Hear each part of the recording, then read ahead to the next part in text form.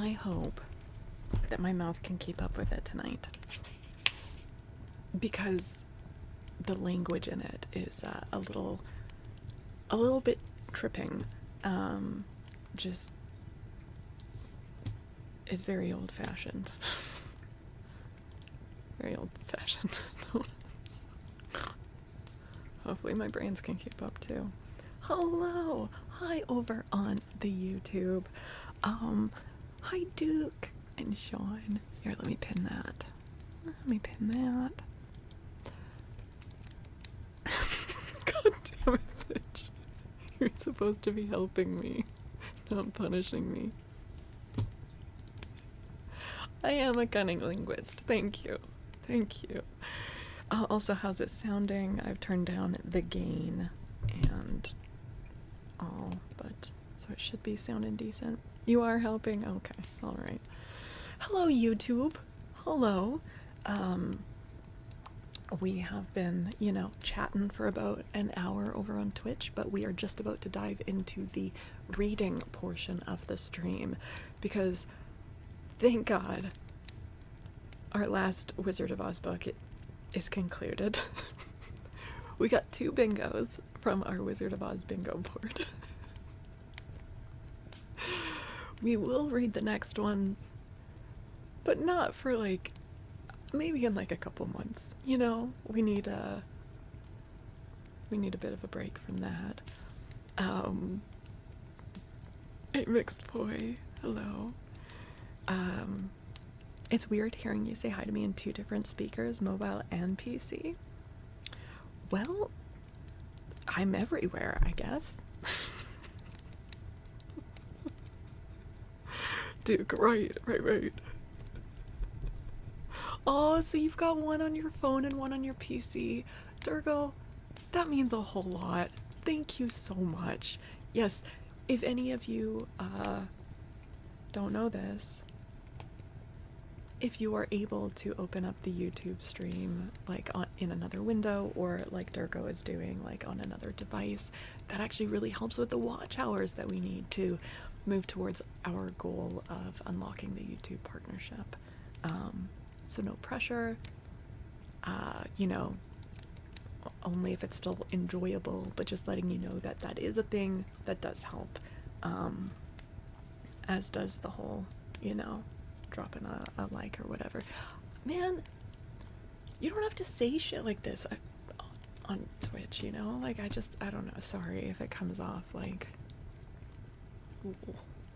Anyway. You opened it in your VR headset so you can be uncomfortably close to the content. I don't know how close you want to be to this content.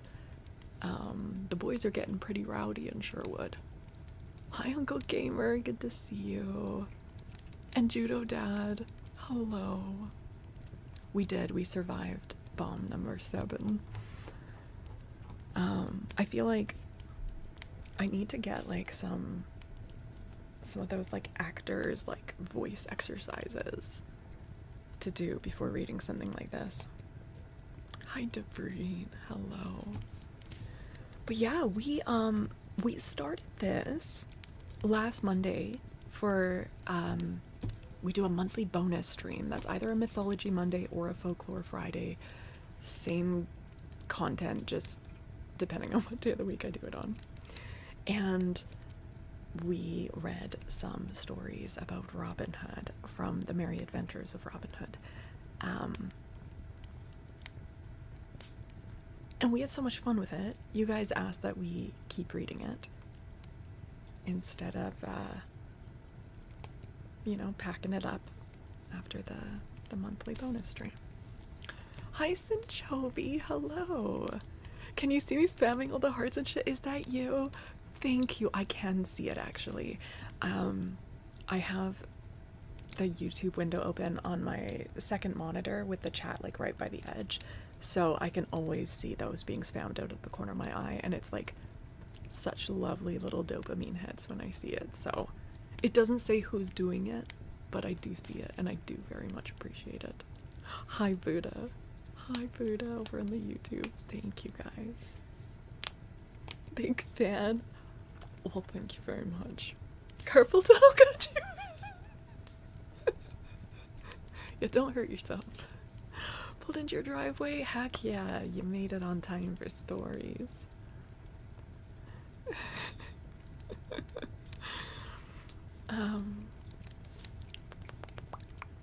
Okay. All right. So yeah, we read several chapters. Each chapter is kind of like a self-contained story, but they do build on each other. But basically talking about how Robin became Robin Hood. TLDR, he was just, you know, as a teenager walking along going to a shooting competition, and a bunch of like woodsmen were like lounging around on their lunch break and started making fun of him because he had like, I guess, a poor man's bow. And he's like, oh yeah, well I can outshoot you. And he shot a deer, but the deer technically belonged to the king. And so the woodsmen were like, you broke the law and also backtalked us. And so one of the woodsmen tried to murder Robin, but missed. And so Robin turned around and murdered him instead. And then was like, well, I guess I'm living in the woods now. And over time, more men came to live with him in the woods. And I think the last count that we had was around 140 men, all told, living in Sherwood Forest with him.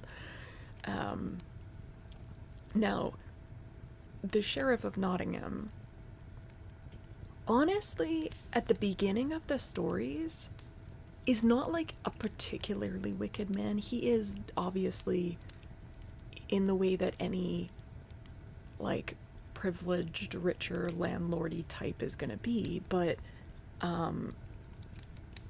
Robin Hood keeps like embarrassing him and humiliating him, and he grows to hate Robin more and more, and as that happens, he does become a more evil person because he's like trying to rise to that. It is kind of flirty. Yeah, it's weird. In the last story that we read from here, Robin disguises himself as a rich young man, and the sheriff, thinking that he's a rich and naive young landholder, is going with him to take advantage of him to get him to sell off all his cattle for very cheap, which is totally taking advantage of someone. But Robin leads him into Sherwood Forest and then is like, surprise, come hang out with us, but like in a threatening way. And so they like wine and dine him in Sherwood Forest, but also really threaten him, and then they let him go in a threatening way. So Robin at this point is determined to never take another life.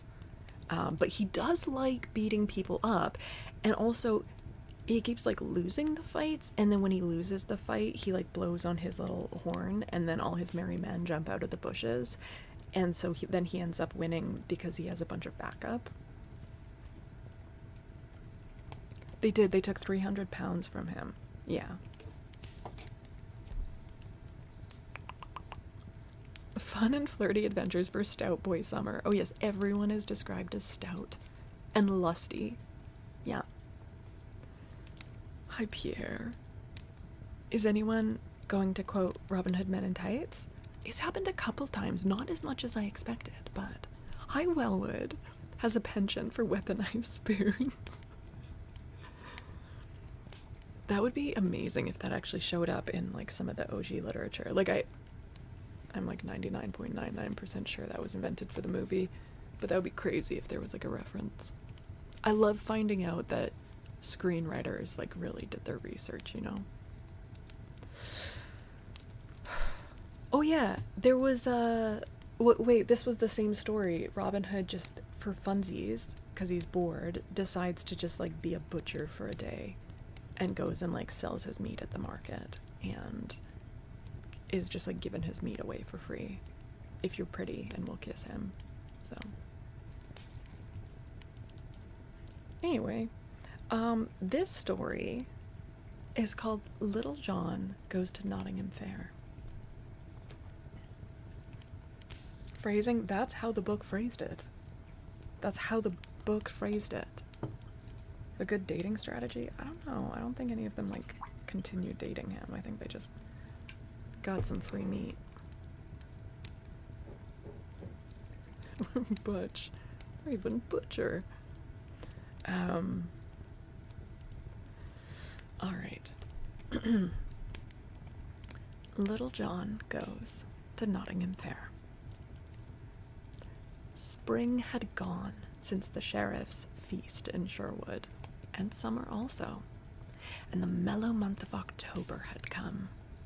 All the air was cool and fresh, the harvests were gathered home, the young birds were full-fledged, the hops were plucked, and apples were ripe.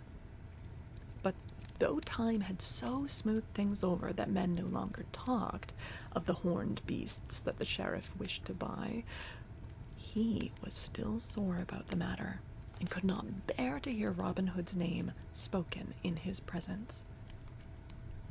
With October had come the time for holding the great fair, which was celebrated every 5 years at Nottingham town, to which folk came from far and near throughout the country. At such times, archery was always the main sport of the day, for the Nottinghamshire yeomen were the best hand at the longbow in all merry England. But this year, the sheriff hesitated a long time before he issued proclamation of the fair, fearing lest Robin Hood and his band might come to it. At first, he had a great part of a mind not to proclaim the fair, but second thought told him that men would laugh at him and say among themselves that he was afraid of Robin Hood, so he put that thought by. At last he fixed in his mind that he would offer such a prize as they would not care to shoot for. At such times it had been the custom to offer a half-score of marks or a ton of ale. So this year he proclaimed that a prize of 2 fat steers should be given to the best bowman. When Robin Hood heard what had been proclaimed, he was vexed, and said, "Now beshrew the sheriff that he should offer such a prize that none but shepherd hinds will care to shoot for it. I would have loved nothing better than to have had another bout at merry Nottingham town. But if I should win this prize, naught would it pleasure or profit me." Then spoke up Little John. "Nay, but hearken, good master," said he. "Only today Will Stutely, young David of Doncaster, and I were at the sign of the Blue Boar, and there we heard all the news of this merry fair, and also that the sheriff hath offered this prize, that we of Sherwood might not care to come to the fair. So, good master, if thou wilt, I would fain go and strive to win even this poor thing among the stout yeomen who will shoot at Nottingham town." "Nay, Little John," quoth Robin, "thou art a sound stout fellow, yet thou lackest the cunning that good Stutely hath, and I would not have harm befall thee for all Nottinghamshire. Nevertheless, if thou wilt go, take some disguise, lest there be those there that may know thee." "So be it, good master," quoth Little John, "yet all the disguise that I wish is a good suit of scarlet, instead of this of Lincoln green. I will draw the cowl of my jacket about my head, so that it will hide my brown hair and beard, and then, I trust, no one will know me." "It is much against my will," said Robin Hood. "Nevertheless, if thou dost wish it, get thee gone. But bear thyself seemingly, Little John, for thou art mine own right-hand man, and I could ill bear to have harm befall thee." So Little John clad himself all in scarlet, and started off to the fair at Nottingham town. So, TLDR, the sheriff is like, I don't want to see Robin Hood, but if I don't hold the event, people will think I'm scared of Robin Hood, so I'll just make the prize really sucky. Basically, you get me that they can hunt easily in Sherwood Forest, so it's nothing out of the ordinary for them. And Robin Hood's like, well, I'm not going to go then, because that's a stupid prize. And Little John's like, at the bar, we heard that the sheriff did this on purpose because he didn't want us there, ergo we should go. And Robin's like, nah, but you have fun.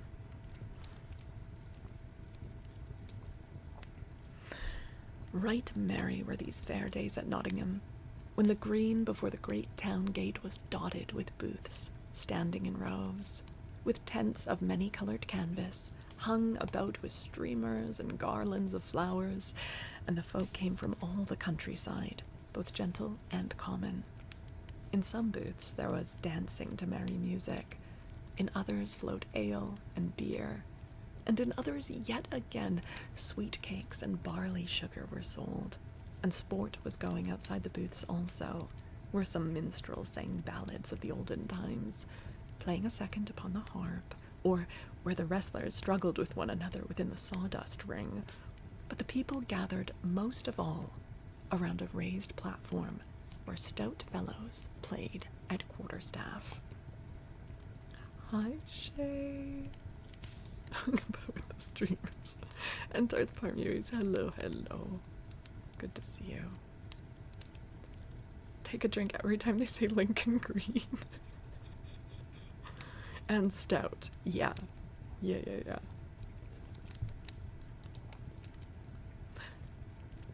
So, Little John came to the fair.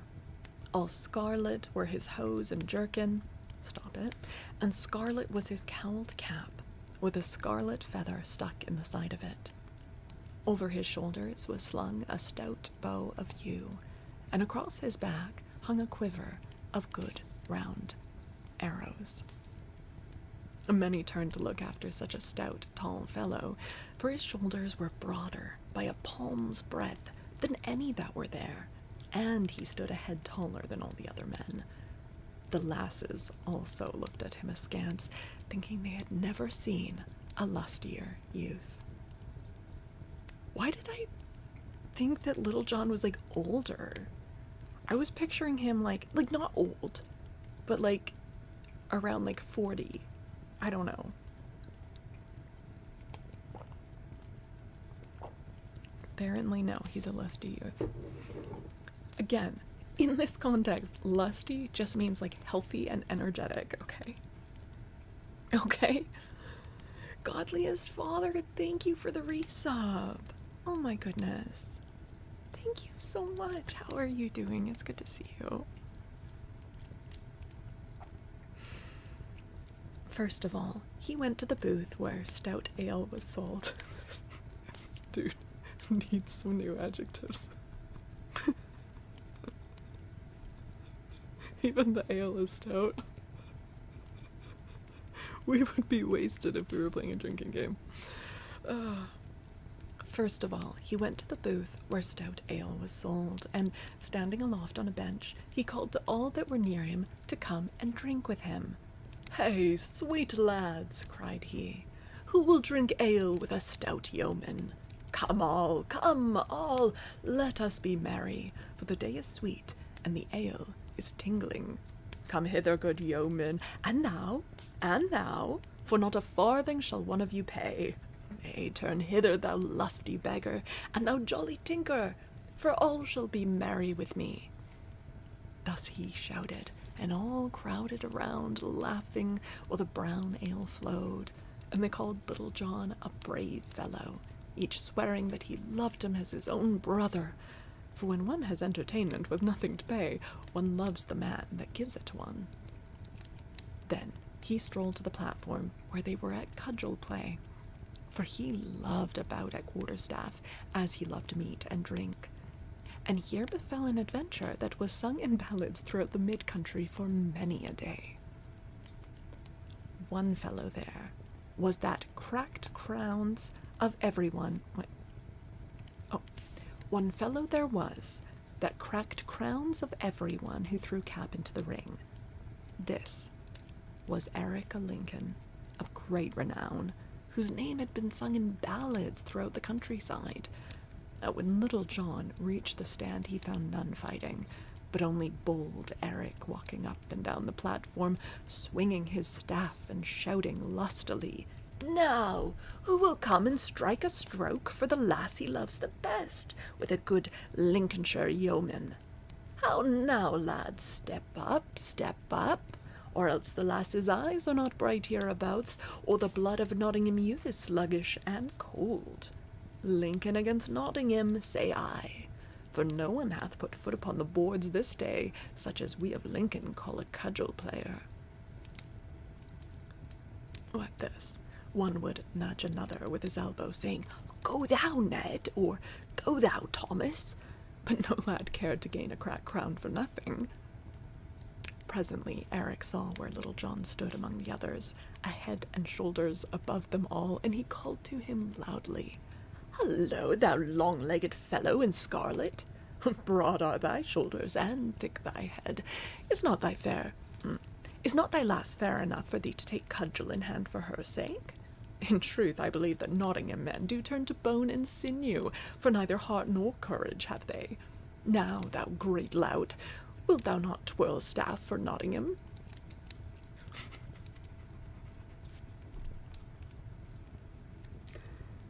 I really hope there's a gay bar in Nottingham that has merch that just says, "Wilt thou not twirl staff for Nottingham?" Like, this needs to exist as a shirt somewhere.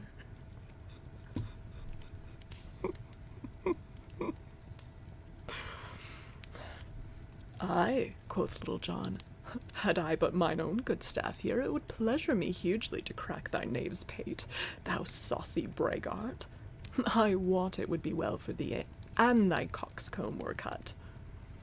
Thus he spoke, slowly at first, for he was slow to move, but his wrath gathered headway like a great stone rolling down a hill, so that, at the end, he was full of anger. Then Eric Lincoln laughed aloud. Well spoken for one who fears to meet me fairly, man to man," said he. "Saucy art thou thine own self, and if thou puttest foot upon these boards, I will make thy saucy tongue rattle within thy teeth." "Now," quoth Little John, "is there never a man here that will lend me a good stout staff till I try the mettle of yon fellow?" At this, half a score reached him with their staves, and he took the stoutest and heaviest of them all. Then, looking up and down the cudgel, he said, "Now, I have in my hand but a splint of wood, a barley straw, as it were, yet I trow it will have to serve me. So here goeth." Sorry. This, old-fashioned smack talk is so funny. "Thou saucy braggart, here goeth." I love it. "Make thy saucy tongue rattle betwixt thy teeth."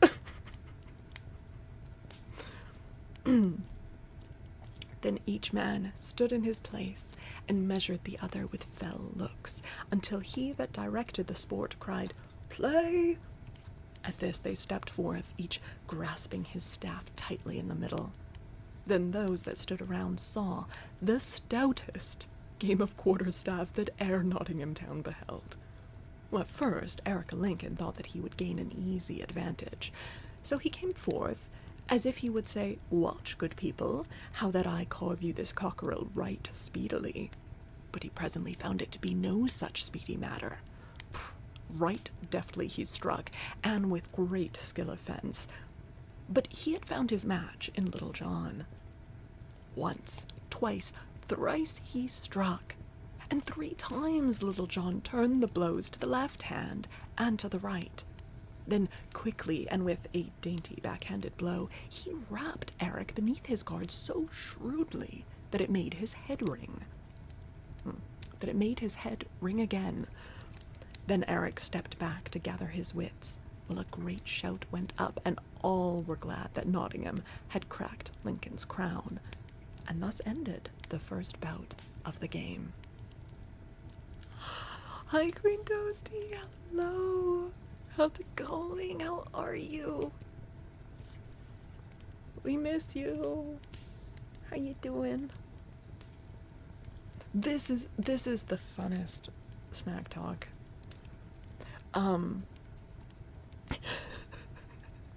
Lemon said thank you for the 4 times haunts. Thank you. My day's going pretty well. Haven't really done much today except for wake up, get ready for stream, then start streaming. But I am very much enjoying reading these stories. You want this level of smack talk? The funny thing is, it's not that witty.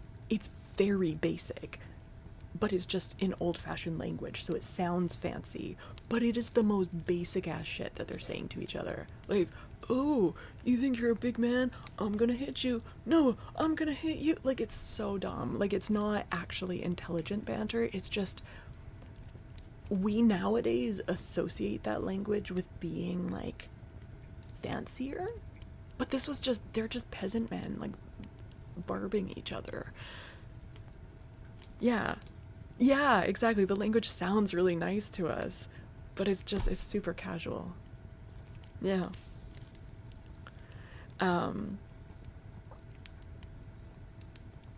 Yeah. Okay. Come at me, bro. Basically, yeah. Then, presently, the director of the sport cried, "Play!" And they came together again. And now Eric played warily, for he found his man was of right good mettle, and also he had no sweet memory of the blow that he had got. So this bout, neither Little John nor the Lincoln man caught a stroke within his guard. Then, after a while, they parted again, and this made the second bout. Then for the 3rd time they came together, and at first Eric strove to be wary, as he had been before, but growing mad at finding himself so foiled, he lost his wits and began to rain blows so fiercely and so fast that they rattled like hail on penthouse roof. But in spite of all, he did not reach within Little John's guard. Then at last Little John saw his chance and seized it right cleverly.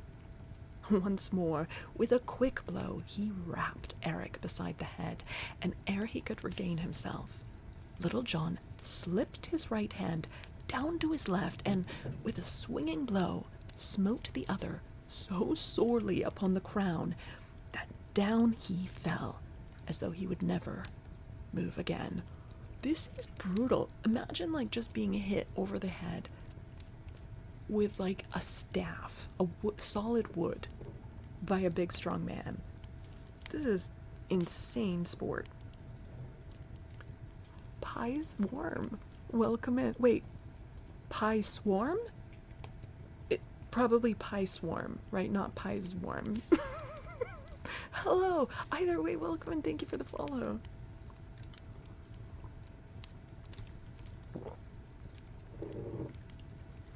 Concussion at bat. Oh yeah. Either one is fine. I do like the idea of a swarm of pies, but if the pies are also warm, that's cool too. Yeah. Whatever happened to your overlay, I kind of stopped. So the alerts will still pop up with like the GIFs, but I took the other stuff down just kind of because I keep forgetting to toggle them on and off.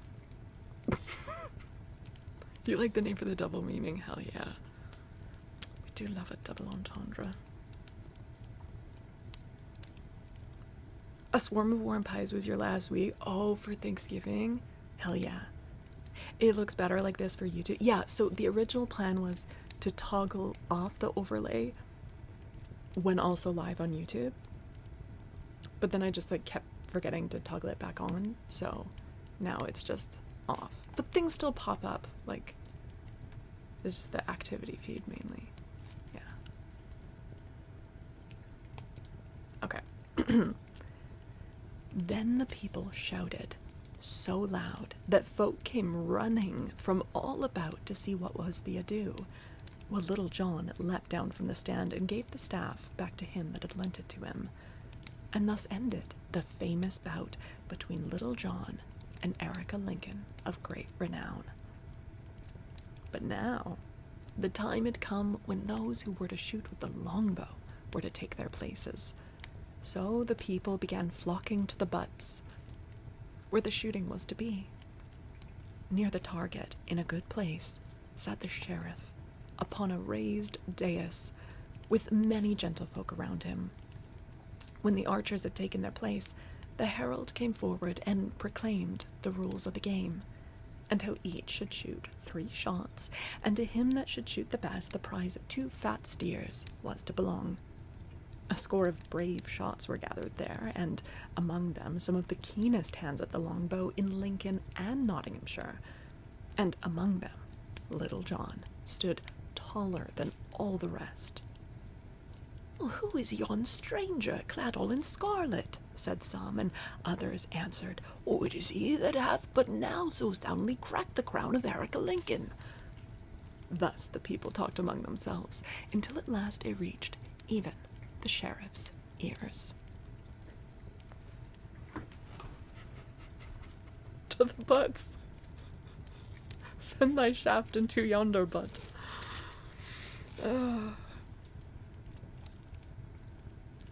And now each man stepped forward and shot in turn. But though each shot well, Little John was the best of all. So thank you for a gift sub too, stout lad.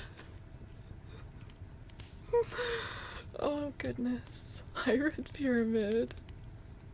You want to time people out, but the text is the text. That's the thing. We're just repeating what the story says. If you think we're being lewd, that's a you problem, dear listener.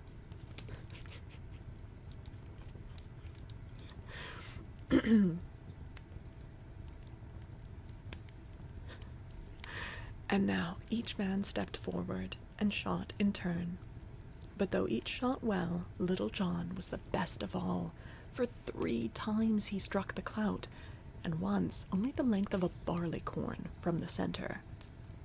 "Hey for the tall archer!" shouted the crowd, and some among them shouted, "Hey for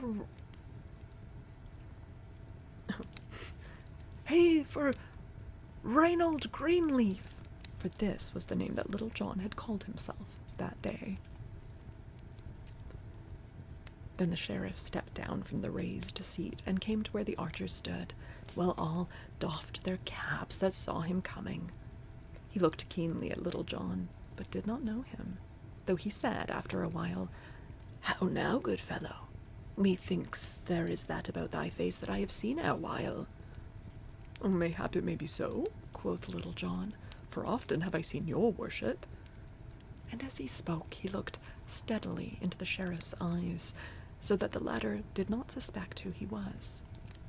"A brave blade art thou, good friend," said the sheriff, "and I hear that thou hast well upheld the skill of Nottinghamshire against that of Lincoln this day. What may be thy name, good fellow?"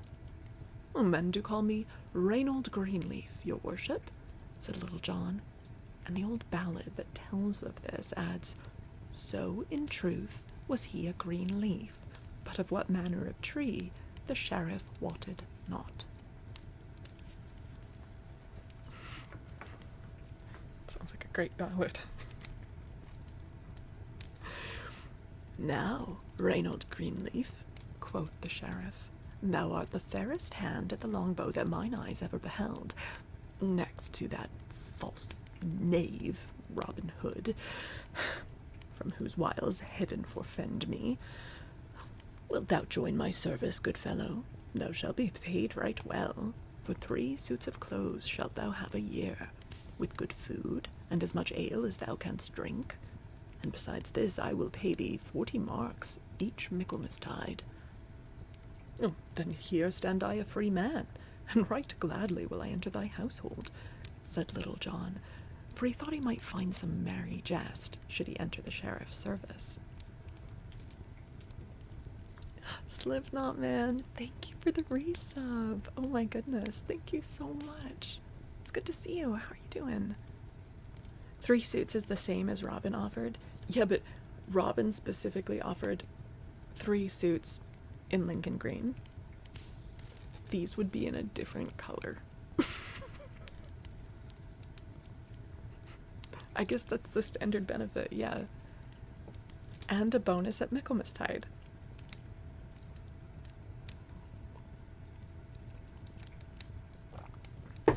It's December. How dare you? It is not. It's still November where I am. For like 2 more hours. Bitch. Sorry. I'm not ready for November to be over. I die. I'm not ready. I'm not ready for December. I need another November. Don't take this away from me.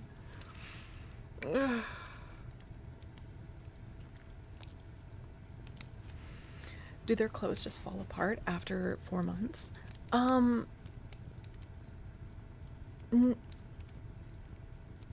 mean, if you were wearing only 3 outfits, they'd be pretty worn out after a year of, like, working hard.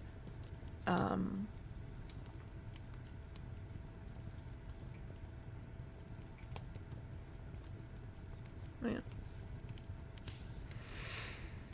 Also, I imagine clothes were, like, I mean, so much went into the making of clothes, right?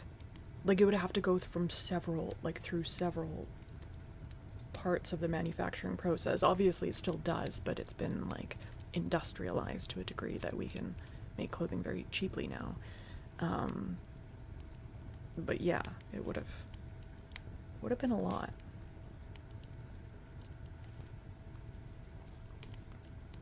Okay. Well, fairly hast thou won the fat steers, said the sheriff, and hereunto I will add a butt of good March beer, for joy of having gotten such a man. For I wot thou shootest as fair a shaft as Robin Hood himself. Then, said Little John, for joy of having gotten myself into thy service, I will give fat steers and brown ale to all these good folk, to make them merry withal. At this arose a great shout, many casting their caps aloft, for joy of the gift. Then some built great fires, and roasted the steers, and others broached the butt of ale, with which all made themselves merry.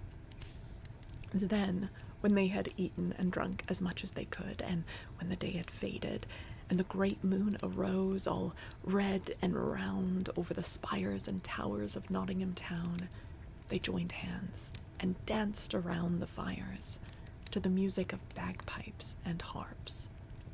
But long before this merrymaking had begun, the sheriff and his new servant, Reynold Greenleaf, were in the castle of Nottingham. Hi, Nismo. Oh, I hope you get some good sleep. They're broaching the butt. Okay, next chapter, how Little John lived at the sheriff's. Oh, thanks, Phoenix. Yeah, I'm doing well. How are you doing? Thus Little John entered into the sheriff's service, and found the life he led there easy enough, for the sheriff made him his right-hand man, and held him in great favour. He sat nigh the sheriff at meat, and he ran beside his horse when he went a hunting, so that, what with hunting and hawking a little, and eating rich dishes, and drinking good sack, and sleeping until late hours in the morning, he grew as fat as a stall-fed ox. Thus things floated easily along with the tide, until one day, when the sheriff went a-hunting, there happened that which broke the smooth surface of things. Thank you for the gift sub to Lusty Buns.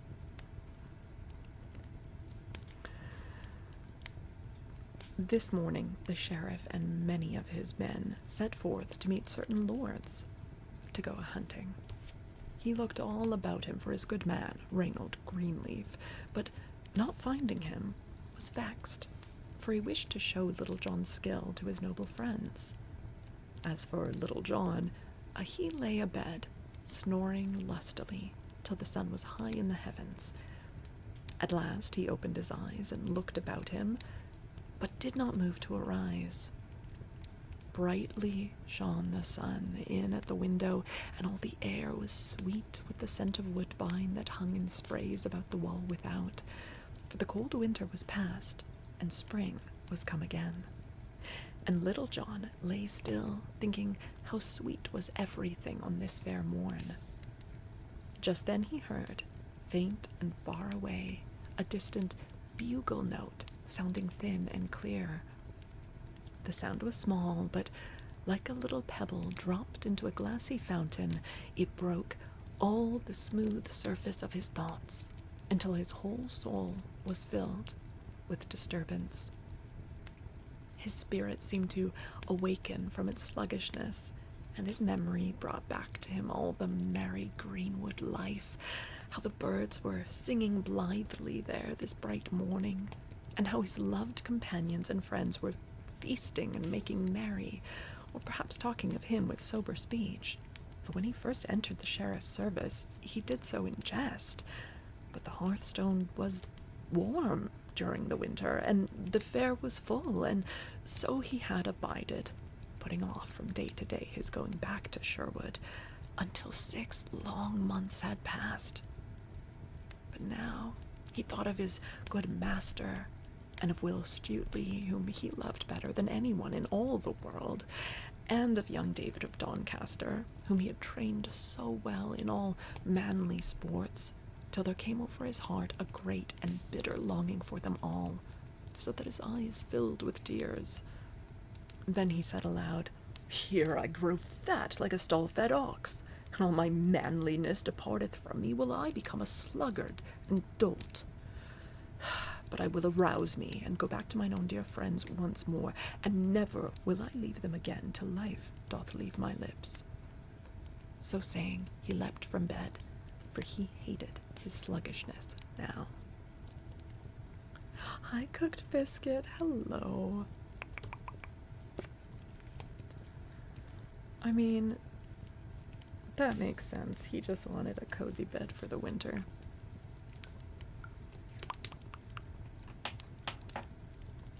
Good times. Hello. Hello, hello. I'm doing well, Cooked Biscuit. How are you doing? Alright. When he came downstairs, he saw the steward standing near the pantry door. A great fat man with a huge bundle of keys hanging to his girdle. Then Little John said, "Oh, Master Steward, a hungry man am I, for not have I had all this blessed morn. Therefore, give me to eat." Then the steward looked grimly at him and rattled the keys in his girdle, for he hated Little John because he had found favor with the sheriff. "So, Master Reynold Greenleaf, thou art an hungered, art thou?" quoth he. "But, fair youth, if thou livest long enough, thou wilt find that he who getteth overmuch slate for an idle head goeth with an empty stomach. For what saith the old saw, Master Greenleaf? Is it not, the late fowl findeth but ill faring?" "Now, thou great purse of fat!" cried Little John. I'm sorry. Damn. Hi, Linchu. You have a language question? Yeah, feel free to ask. But to be clear, this is not modern speech, so...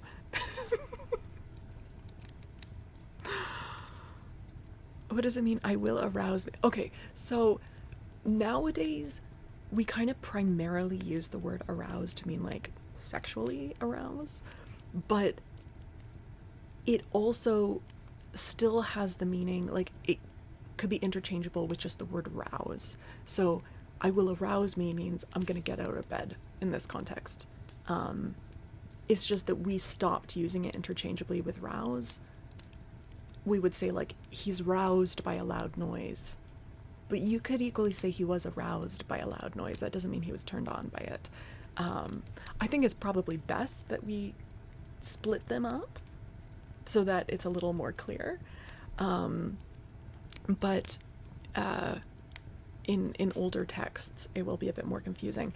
Also, I do find that in, like, I've found this particularly in like doctors talking, particularly with like psychiatrists and such. They'll say like how like your scale of arousal, and they're talking about like how intense your emotions are, and it has nothing to do with being horny. So, oh, exactly like what Toasty was saying. Yes. Yes. So it is still used in that context in the medical field, but colloquially, usually we just use arousal to mean sexual. But yeah, it can mean either. Hey, Toasty. Arousing suspicion. Yes. Yeah. What if one were roused by the rousing of another's arousal? That sounds like an arousing situation. Hell yeah.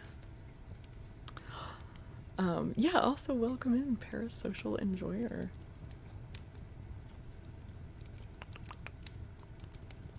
Yeah, feel free to ask these questions. I am giving kind of TLDRs in between scenes or chapters about what's happening overall in the story, but if you are curious or confused by like a certain phrase or word, please feel free to ask. Hey, Forest Cabin.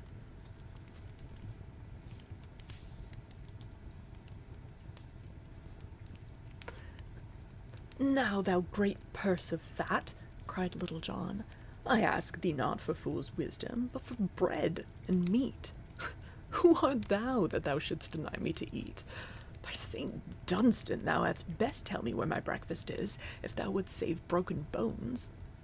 Thy breakfast, Master Fireblaze, is in the pantry, answered the steward. Well, then fetch it hither, cried Little John, who waxed angry by this time. Go thou and fetch it thine own self, quoth the steward. Am I thy slave, to fetch and carry for thee? I say, go thou, bring it me. Why, say, go thou fetch it for thyself. Ay, marry, that will I right quickly, quoth Little John in a rage, and so saying he strode to the pantry and tried to open the door. But he found it locked, whereat the steward laughed and rattled his keys. Then the wrath of Little John boiled over, and lifting his clenched fist, he smote the pantry door, bursting out 3 panels and making so large an opening that he could easily stoop and walk through it. Now, when the steward saw what was done, he waxed mad with rage, and as Little John stooped to look within the pantry, he seized him from behind by the nape of his neck, pinching him sorely and smiting him over the head with his keys till the yeoman's ears rang again. At this, Little John turned upon the steward and smote him with such a buffet that the fat man fell to the floor and lay there, as though he would never move again. There, quoth Little John, think well of that stroke, and never keep a good breakfast from a hungry man again.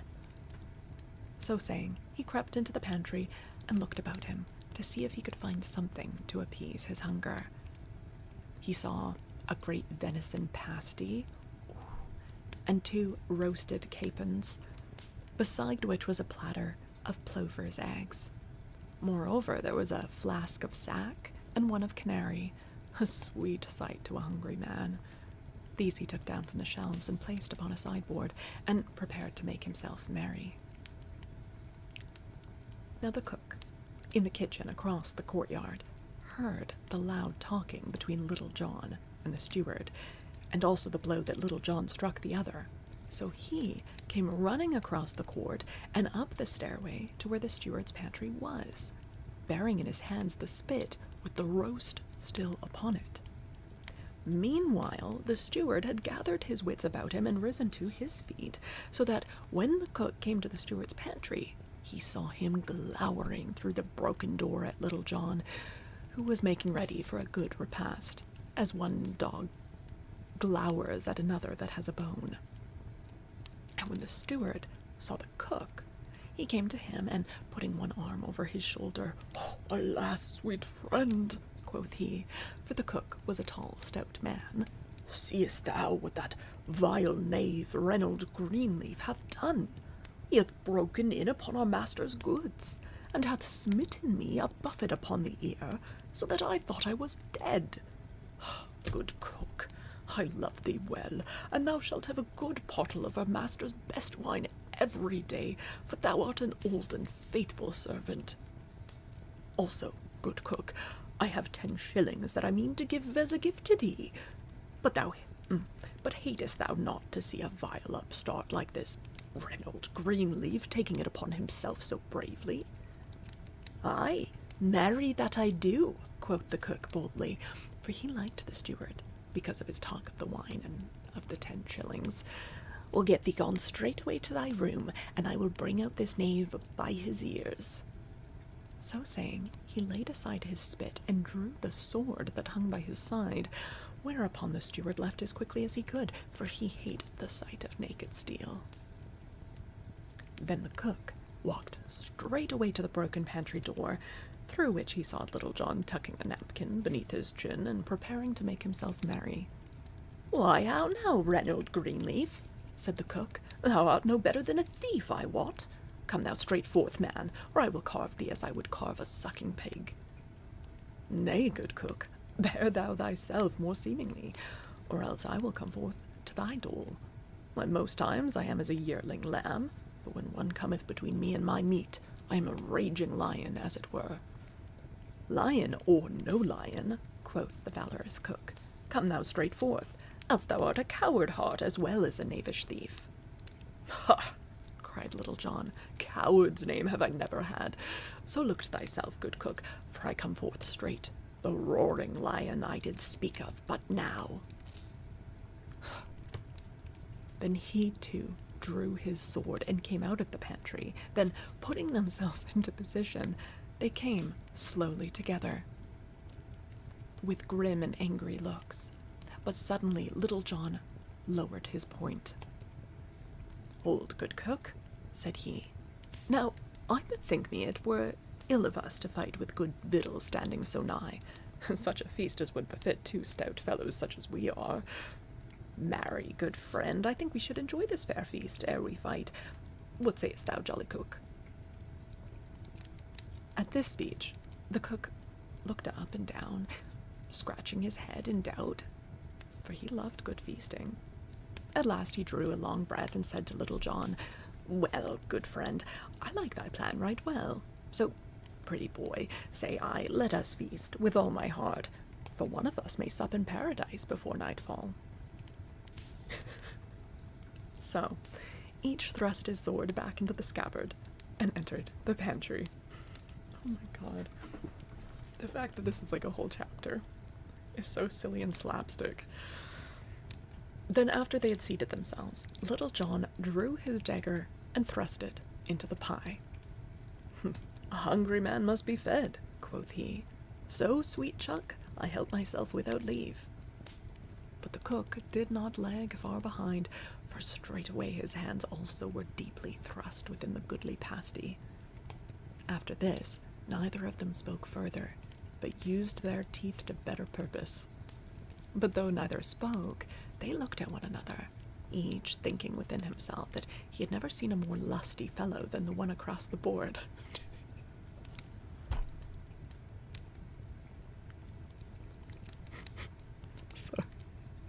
I should be used to it by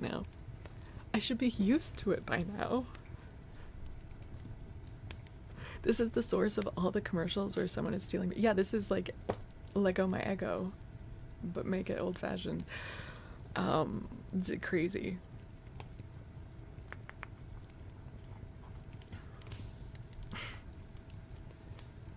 At last, after a long time had passed, the cook drew a full, deep breath, as though of much regret, and wiped his hands upon the napkin, for he could eat no more.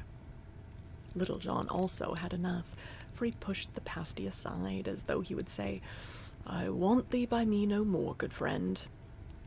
Then he took the pottle of sack, and said he, "Now, good fellow, I swear by all that is bright, that thou art the stoutest companion at eating that ever I had. Lo, I drink thy health." So saying, he clapped the flask to his lips and cast his eyes aloft, while the good wine flooded his throat. Then he passed the pottle to the cook, who also said, "Lo, I drink thy health, sweet fellow." Nor was he behind Little John in drinking any more than in eating.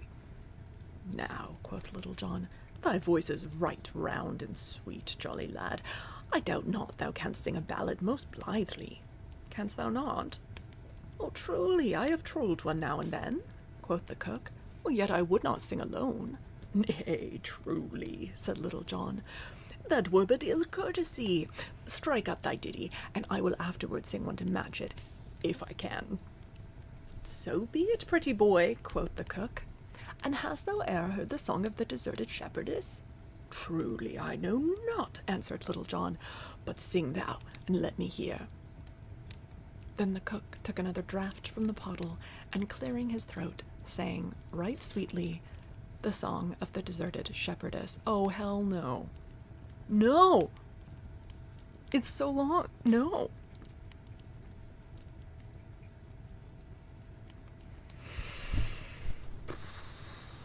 Bring back lusty male friendship? Hell yeah. Hell yeah. Hi, Zen. Ugh. Is everyone, like, following what's happening here? Yes, Linchu, although it's spelled D-I-T-T-Y, and it's just a word that means, like, a little song, a ditty, a song. I don't know why. I don't know the etymology of the word ditty and why it means song, but it does. Yeah.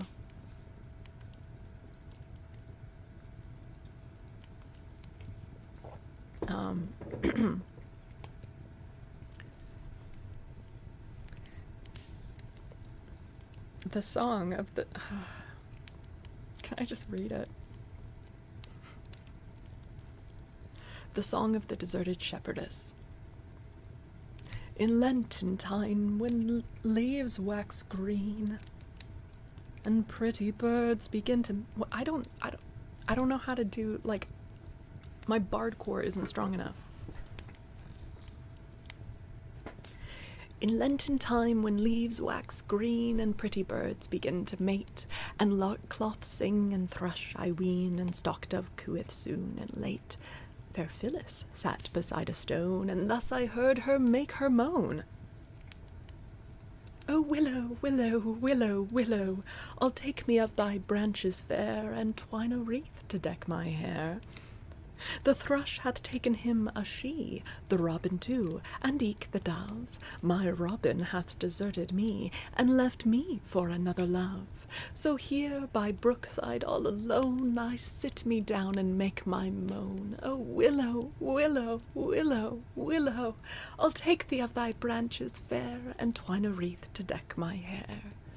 But ne'er came herring from the sea, but good as he were in the tide. Young Corydon came o'er the lea, and sat him Phyllis down beside. So presently she changed her tone, and gan to cease her from her moan. O willow, willow, willow, willow, thou mayst e'en keep thy garlands fair, I want them not to deck my hair." "Now, by my faith," cried Little John, "that same is a right good song, and hath truth in it also." "Glad I am thou likest it, sweet lad," said the cook. "Now, sing thou one also, for ne'er should a man be merry alone, or sing and list not." "Well, then I will sing thee a song of right good knight of King Arthur's court, and how he cured his heart's wound without running upon the dart again, as did thy Phyllis, for I wot she did but cure one smart by giving herself another. So list thou while I sing the good knight and his love. When Arthur king did rule this land, a goodly king was he, and had he of stout knights a band of merry company. Among them all, both great and small, a good stout knight was there, a lusty child, and eke a tall that loved a lady fair. But naught would she to do with he, but turned her face away. So gat he gone to far country, and left that lady gay. There all alone he made his moan, and eke did sob and sigh, and weep till it would move a stone, and he was like to die. But still his heart did feel the smart, and eke the dire distress, and rather grew his pain more sharp, and grew his body less. Then gat he back where was good sack, and merry compagnie, and soon did cease to cry alack, when blithe and gay was he.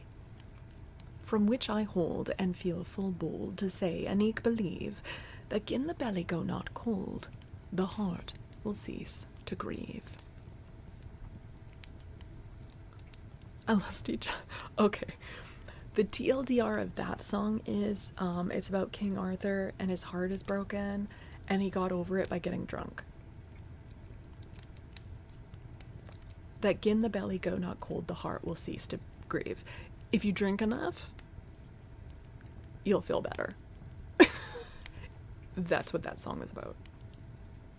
Basically, the lady leaves, Arthur's really sad.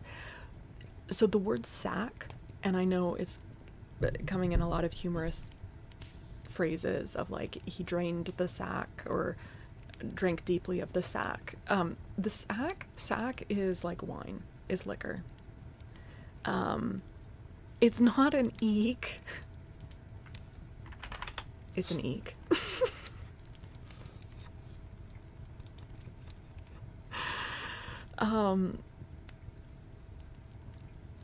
So gat he gone to fair country and left that lady gay. Obviously gay means like happy. Basically he was into a lady, she wasn't interested in him, she turned her face away. So he leaves, and then he's lying around moaning about it, and couldn't get over it. He's like, I'm gonna die, my heart's broken. And then he found a lot of liquor, and that made him happy. The end. Yeah.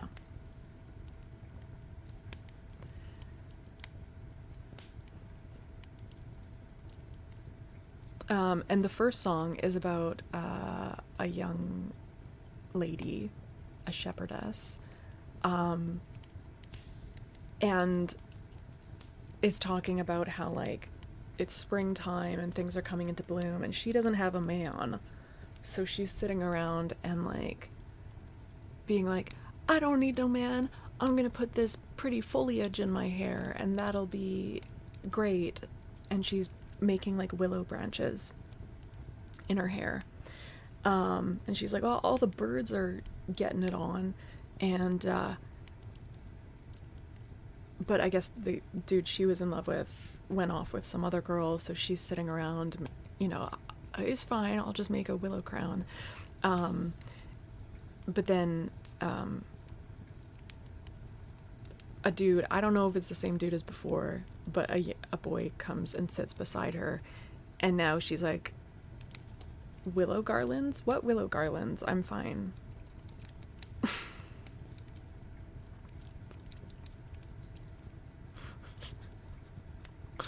That's fine. That's fine.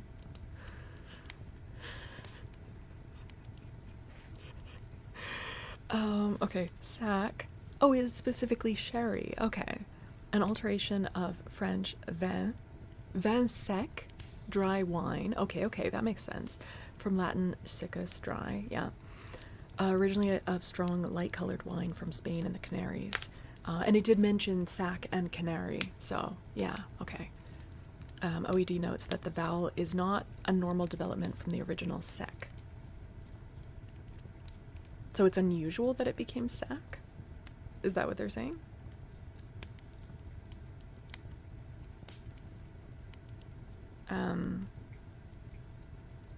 I mean, I feel like it's pretty normal for the British to mispronounce a French word. Like, that's to be expected. That makes a lot of sense, though, that it comes from sec. Yeah. Okay, and ditty, a short song or poem intended to be sung to a simple melody, early 14th century from Old French ditty, composition, poem, treatise from Latin dictatum, thing dictated. Okay. Interesting. Also pronounced solemnly. Okay. Cool. Thank you. Thank you for posting those. Isn't it? Fidge, what? Fidge, are you even listening to the story, Fidge? With everything going on, you ask, isn't it weird how nose hair just grows to a specific length and then just stops? Like, how does it know? I don't know. Why aren't you asking this about, like, eyebrow hairs or eyelashes or arm hair or leg hair? A lot of hair stops at a certain point. I would say most body hair does. I feel like head hair is an exception, and beard hair, like, which is still on your head.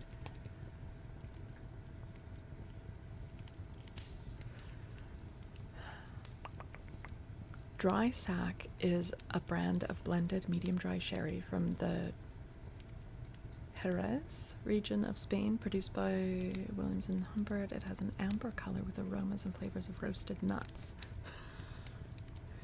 which is very apropos considering it's called Sack, and is full-bodied and lightly sweet, making it versatile for both enjoying as an aperitif or with foods like pasta or cured meats. A good substitute would be any medium dry or Amontillado sherry, though Dry Sack's specific nutty and slightly sweet profile is unique.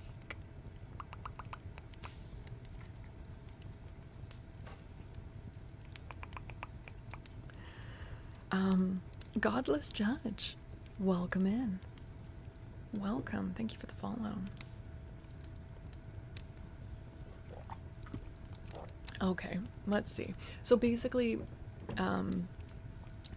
Little John is hungry. The steward doesn't like Little John.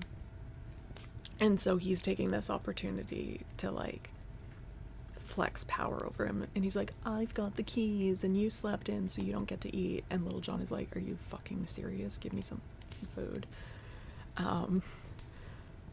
And he doesn't. And so Little John just punches down the door of the pantry. And this makes the steward angry. So then the steward comes at him. So then Little John punches out the steward. And the cook from, like, across the courtyard or something hears this and comes over. And the steward's like, bro, can you look at this bullshit? Like, Little John is just, like, eating. He's not allowed to eat. What is this? Like, and he's like, bro, if you have my back, then, like, I'll give you a bunch of wine and also some money. And the cook's like, okay, bet. And so the steward leaves because he is sick of this shit. And so the cook is like, hey, dude, you broke down the pantry door. Like, you're not supposed to be eating. And he was like, all right, okay, we can fight. And then Little John is like, wait. Like, yes, we'll fight. But do you want to eat with me first? Like, we can still fight. But why don't you have some of this meat pie and wine with me first? And then we can eat. Like, it'll be a better fight if we eat first. And the cook's like, you know, that's not a bad point. So they gorge themselves together on meat pies and wine, and they're sitting across the table just like, yeah, you're a great feasting companion. And then they're like, hey, sing a song. No, you sing a song. And they're, like, broing out together. That's where we're at. You're learning more here than you did in school when it came to English. Val actually gets me to listen. Hell yeah. Loved it. Alright. The English are a bunch of sack manglers. It sounds like that, yeah. Yeah. You enjoy the breakdowns? Okay, good. Because I am trying to put, like, as much, like, emotion and etc. into it to make it maybe easier to follow, but I know at the end of the day it's still a little incomprehensible. Reminder that if you want to read along with me, there's a link in the pinned comment where you can download this or just open it in a browser tab, and then you can be looking at the words while I'm reading them, if that helps, but you don't have to. I'll keep doing the breakdowns. Thank you for the haunts.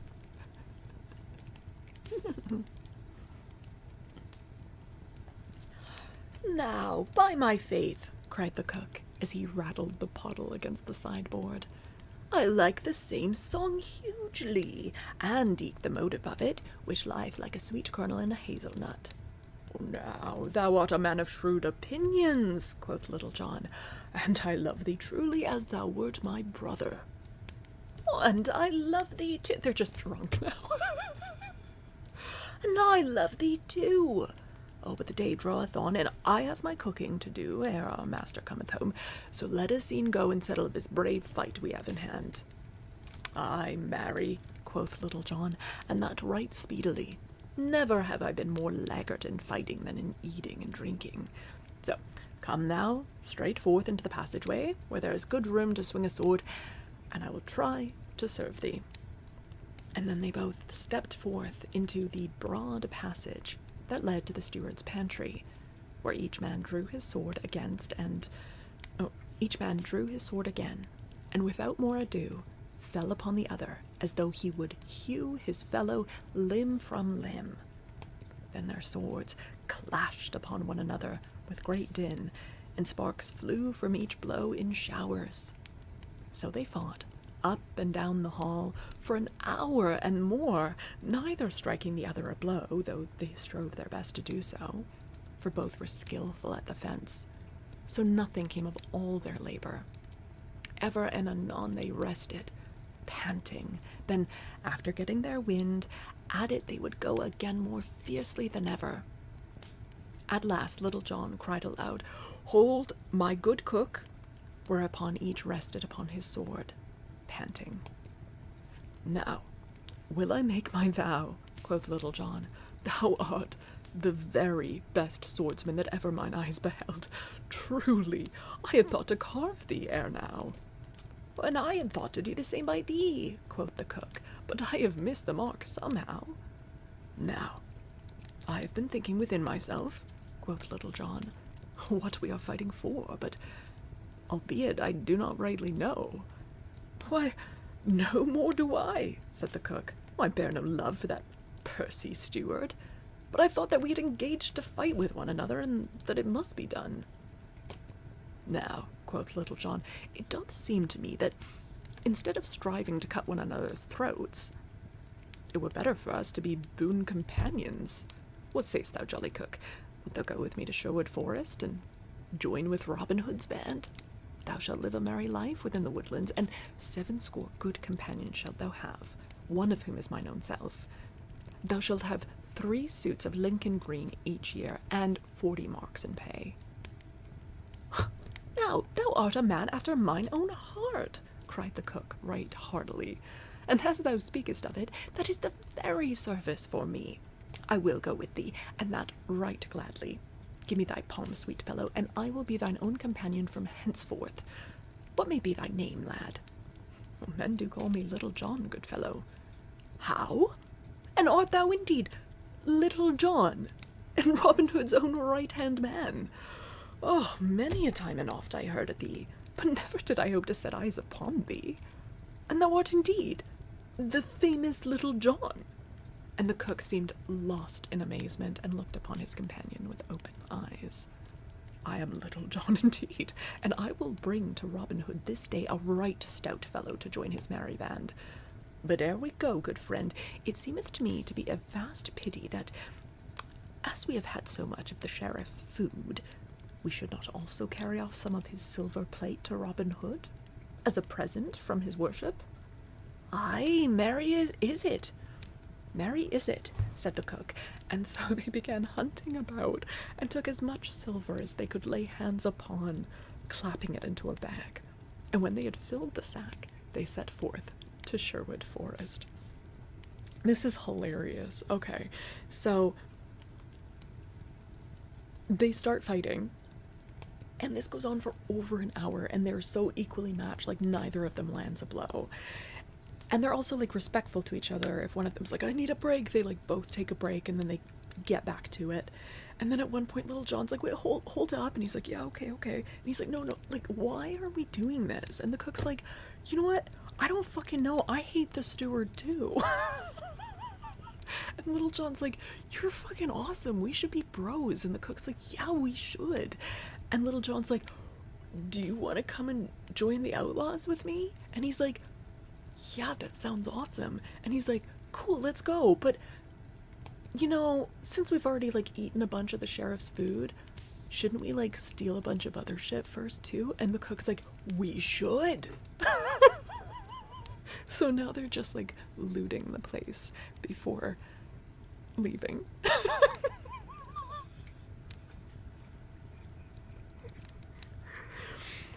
Oh, this is so funny. Okay. Yeah, he's not only stealing food and silver, but he's stealing his cook.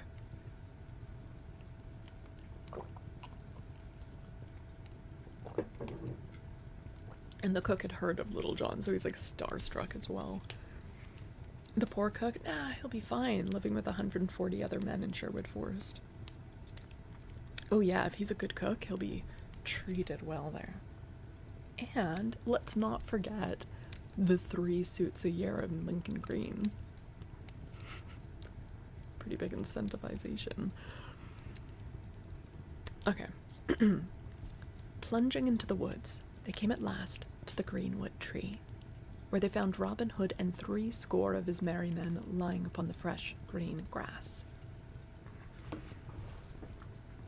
When Robin and his men saw who it was that came, they leapt to their feet. "Now welcome," cried Robin Hood. "Now welcome, Little John, for long hath it been since we have heard from thee, though we all knew that thou hadst joined the sheriff's service. And how hast thou fared all these long days?" "Right merrily have I lived at the Lord Sheriff's," answered Little John, "and I have come straight thence. See, good master, I have brought thee his cook, and even his silver plate."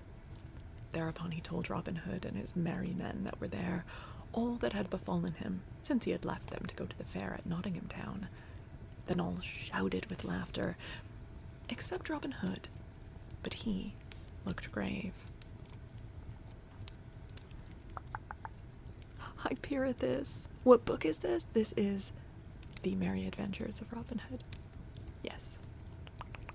The merry men are giving the same energy as pirates in that it doesn't super matter whether or not they're queer. I know what you mean. Yeah. Didn't swipe the booze. I mean, they drank a lot first, but... "Nay, Little John," said he, "thou art a brave blade, and a trusty fellow.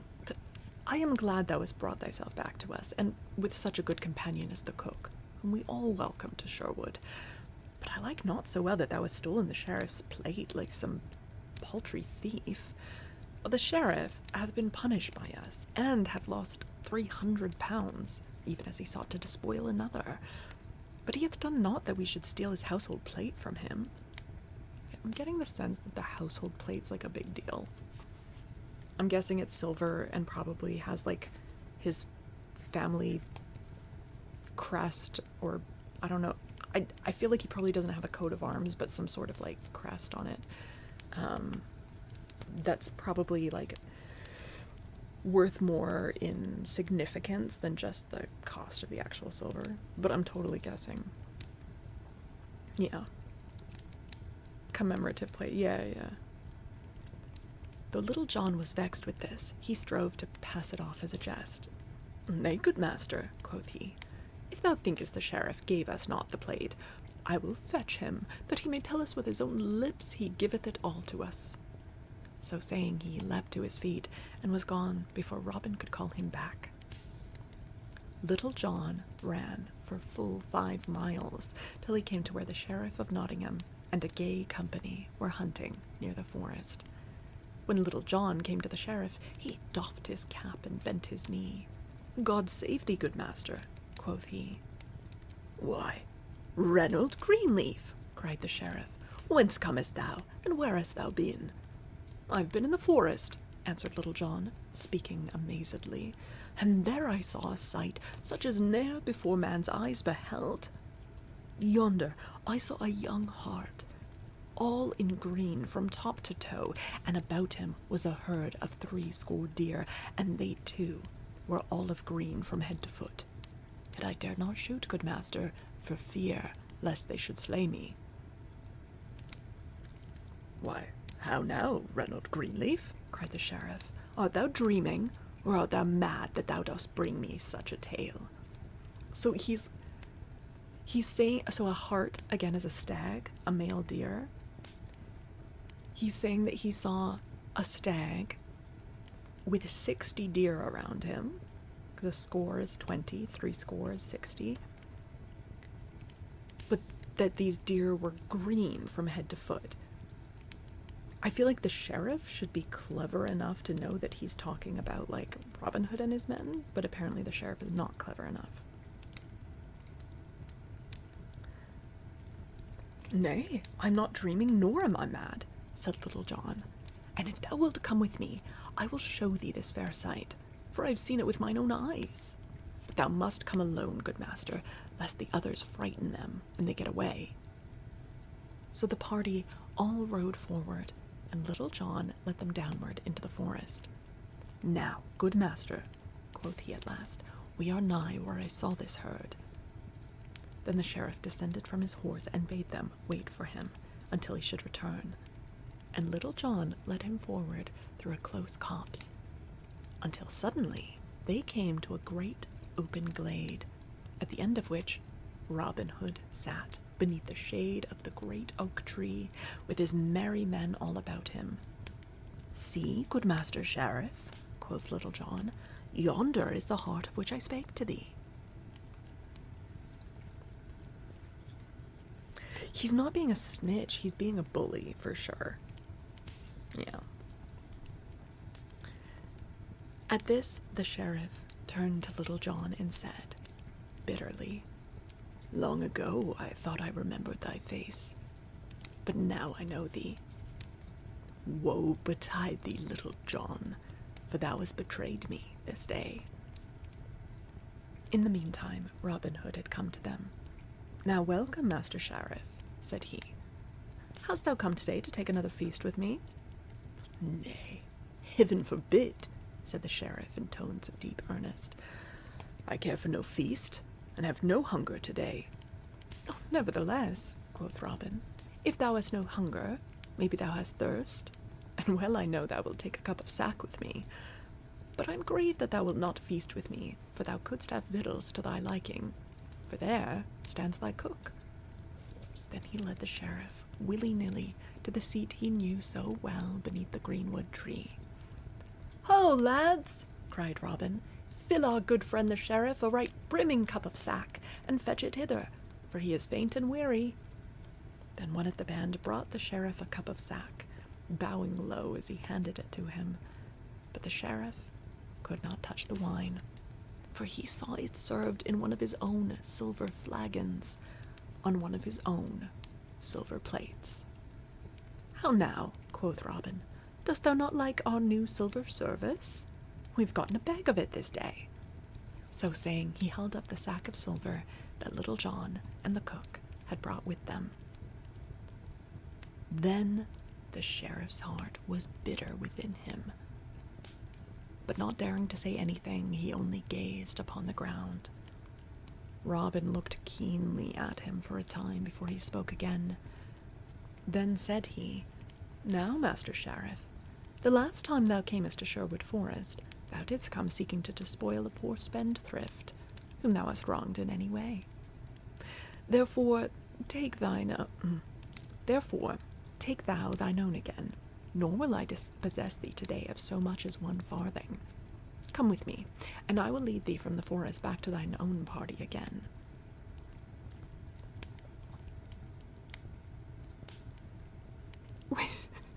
What part did you hear?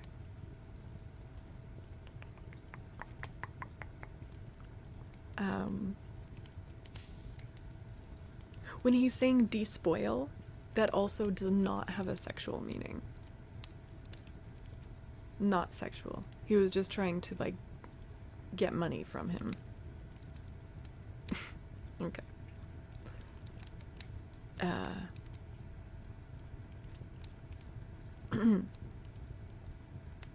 Okay.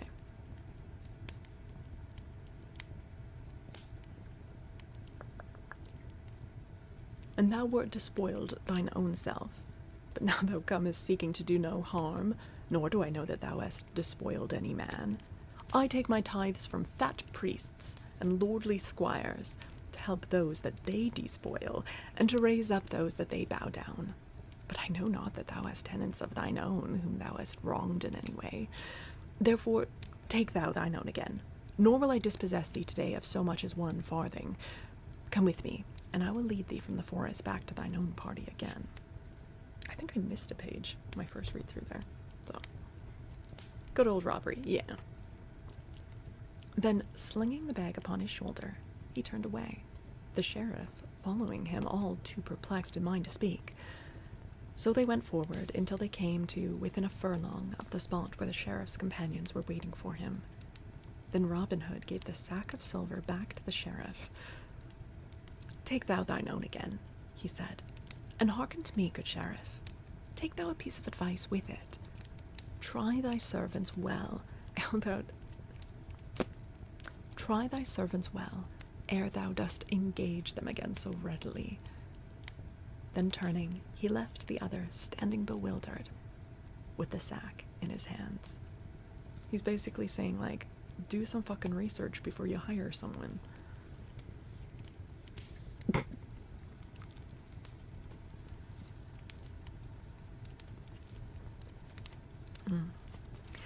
The company that waited for the sheriff were all amazed to see him come out of the forest bearing a heavy sack upon his shoulders. But though they questioned him, he answered never a word, acting like one who walks in a dream. Without a word, he placed the bag across his nag's back and then, mounting, rode away, all following him. But all the time there was a great turmoil of thoughts within his head, tumbling one over the other. And thus ends the merry tale of Little John and how he entered the sheriff's service. End of that little tale. How are we liking? Thoughts? Thoughts? They are kind of bullies. Like, not that I like the sheriff. I do not like the sheriff. They're definitely bullies, though, these boys. Very stout, very lusty? Yeah. It's growing on you? It is, it can be a little difficult to keep up with, for sure. So basically, Robin, at first is being, like, kind of a douche, because he gives the sheriff wine in his own cup, basically being like, look, we stole from you, and there's nothing you can do about it, because there's 140 of us here. But then he goes to walk him out of the forest, and he gives him back all of his family silver. So the sheriff does get that back. And Robin's just like, next time, don't fucking just hire someone because you think he's good at archery. Like, you didn't know this whole time that you had, like, my right-hand man living in your home for the past 6 months. Do some fucking research. And the sheriff's like, yeah, fuck.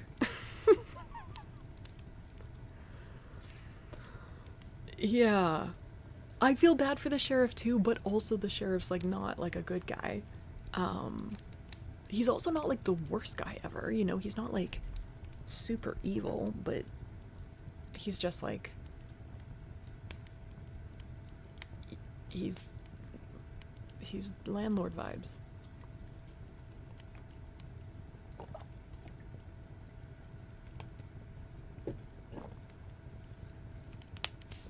In the movies, he's a very mean guy, yeah. Yeah. They make him a more clear-cut villain. He's banal evil, that's a good way to put it, yeah. I don't know if it's the worst kind of evil, but it is the most, like, prolific, so in that way, it's maybe the worst, but in a singular case, it's not the worst.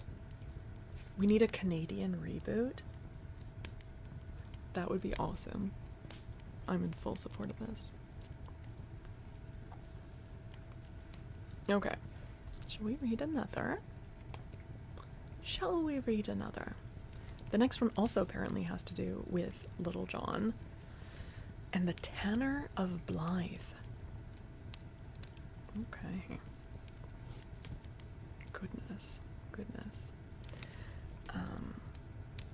Alright. So if any of you are following along, yep, we are reading Little John and the Tanner of Blyth.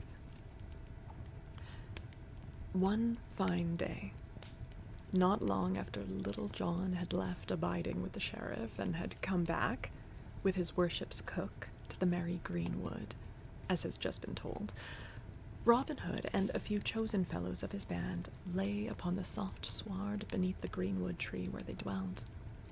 The day was warm and sultry, so that, while most of the band were scattered through the forest upon this mission and upon that, these few stout fellows lay lazily beneath the shade of the tree in the soft afternoon, passing jests among themselves and telling merry stories with laughter and mirth. Does anyone else get a Peter Pan vibe from him as well? Like Robin Hood and Peter Pan? Not just because they're both, like, into wearing green, but, like, the taunting and costumes and trickery, you know? Like, it's... yeah. Everyone in this story seems like an asshole? Yeah, kind of, yeah. It's freedom, childhood freedom. Maybe, except in Peter Pan, at least they are actually children. I mean, Hook's not, but Hook has problems. You drew that comparison a few weeks ago. Yeah, Peter Pan is Kid Robin Hood. Interesting. Okay. Degens in the woods. Without Matt, right. Yeah. Okay. All the air was laden with the bitter fragrance of the May, and all the bosky shades of the woodlands beyond rang with the sweet song of birds, the throstle cock, the cuckoo, and the wood pigeon, and with the song of birds mingled the cool sound of the gurgling brook that leapt out of its forest shades and ran, fretting amid its rough grey stones, across the sunlit open glade before the trysting tree. Oh, that was a delightful description. How did the birds sound? I have never heard a throstle cock in my life. The wood pigeon sounded like...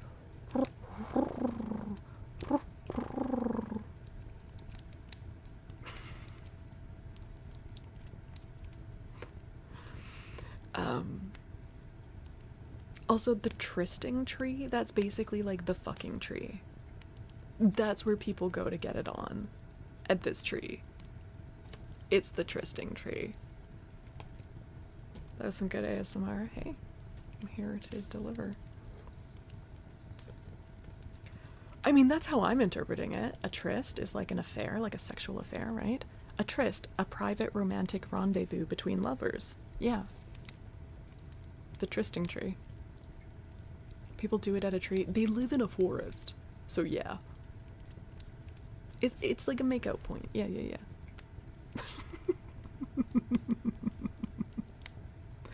Every city, every town has a spot like that. Yeah. Yeah. Or they... no, like underneath a tree. Maybe it's like a tree with good coverage or something. So like the grass is drier or you don't get rained on. I don't know. Do they have a tree for everything? Probably. Anyways, it's a beautiful description. And a fair sight was that half-score of tall, stout yeomen, all clad in Lincoln green, lying beneath the broad, spreading branches of the great oak tree, amid the quivering leaves, of which the sunlight shivered and fell in dancing patches upon the grass. Suddenly, Robin Hood smote his knee. "By St. Dunstan," quoth he, "I had nigh forgot that quarter day cometh on apace, and yet no cloth of Lincoln green in all our store." Okay, this is not a drill. They've almost run out of Lincoln green. Hold on. This is a big deal.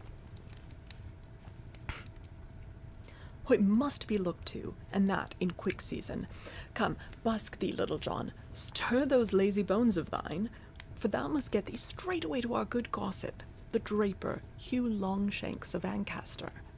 bid him send us straightway 20 score yards of fair cloth of Lincoln green, and mayhap the journey may take some of the fat off from thy bones, that thou hast gotten from lazy living at our dear sheriff's.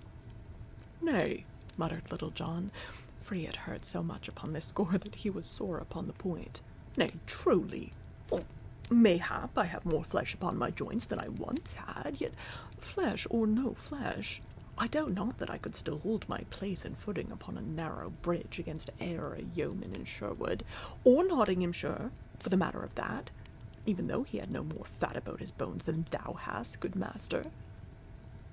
At this reply, a great shout of laughter went up, and all looked at Robin Hood, for each man knew that Little John spake of a certain fight that happened between their master and himself, through which they first became acquainted. They're all making fun of Little John for how he got fat living at the sheriff's, and Robin Hood's like, "You, Little John, you should be the one to go run, get us some new cloth, because you're fat and you need to jog it off." Little John's like, "I could still beat you, bro."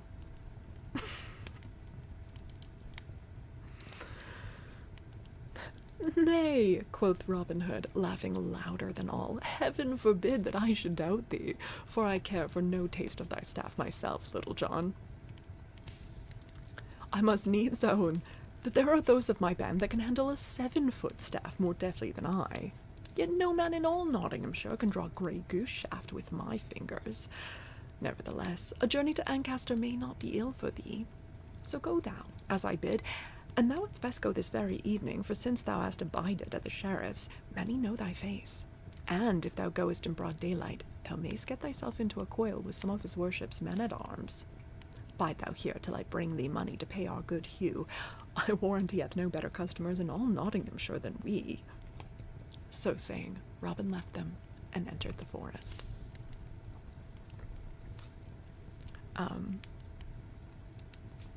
Yeah, he's like, "Yeah, you might be able to beat me with the staff, but I can still out-archery you. Now go and leave at nighttime, because people know what you look like now because of your little sojourn at the sheriff's." Not far from the trysting tree was a great rock in which a chamber had been hewn, the entrance being barred by a massive oaken door 2 palms' breadth in thickness, studded about with spikes and fastened with a great padlock. This was the treasure house of the band, and thither Robin Hood went, and, unlocking the door, entered the chamber, from which he brought forth a bag of gold, which he gave to Little John to pay Hugh Longshanks withal for the cloth of Lincoln green. Then up got Little John, and taking the bag of gold, which he thrust into his bosom, he strapped a girdle about his loins, took a stout pike-staff full 7 feet long in his hand, and set forth upon his journey.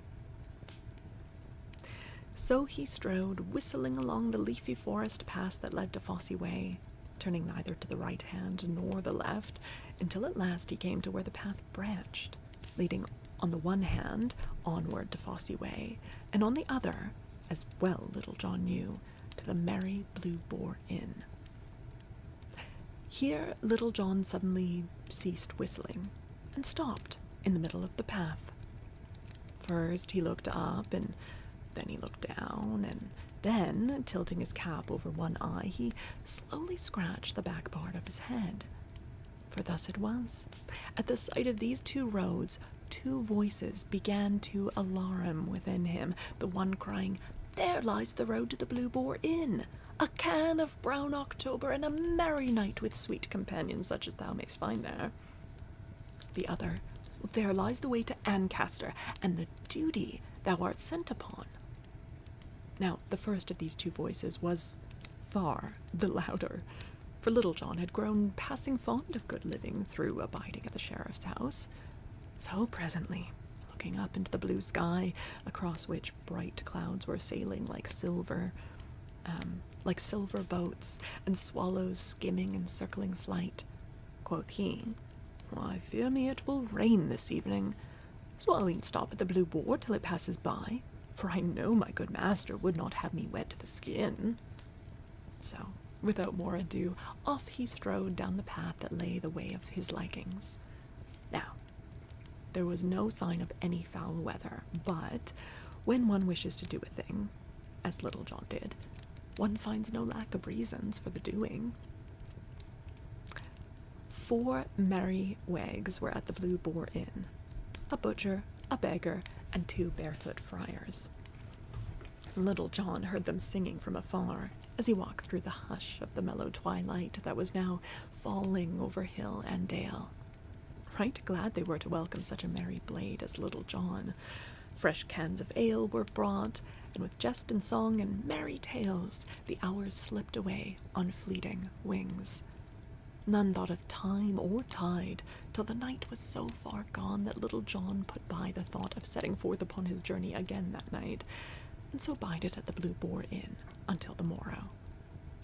Now, it was an ill piece of luck for Little John that he left his duty for his pleasure, and he paid a great score for it, as we are all apt to do in the same case, as you shall see. Up he rose at the dawn of the next day, and taking his stout pike-staff in his hand, he set forth upon his journey once more, as though he would make up for lost time. In the good town of Blyth, there lived a stout tanner, celebrated far and near for feats of strength and many tough bouts at wrestling and the quarterstaff. For 5 years he had held the mid-country champion belt for wrestling, till the great Adam o' Lincoln cast him in the ring and broke one of his ribs. But at quarterstaff, he had never yet met his match in all the country about.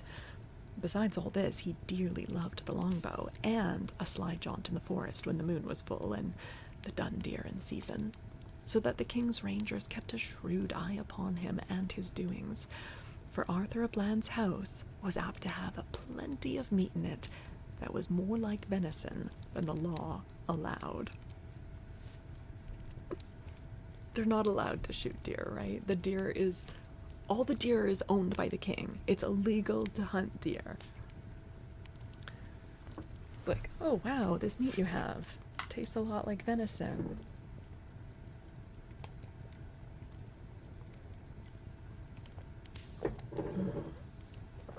Okay.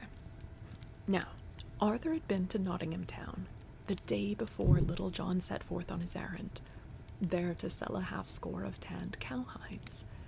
At the dawn of the same day that Little John left the inn, he started from Nottingham, homeward for Blyth.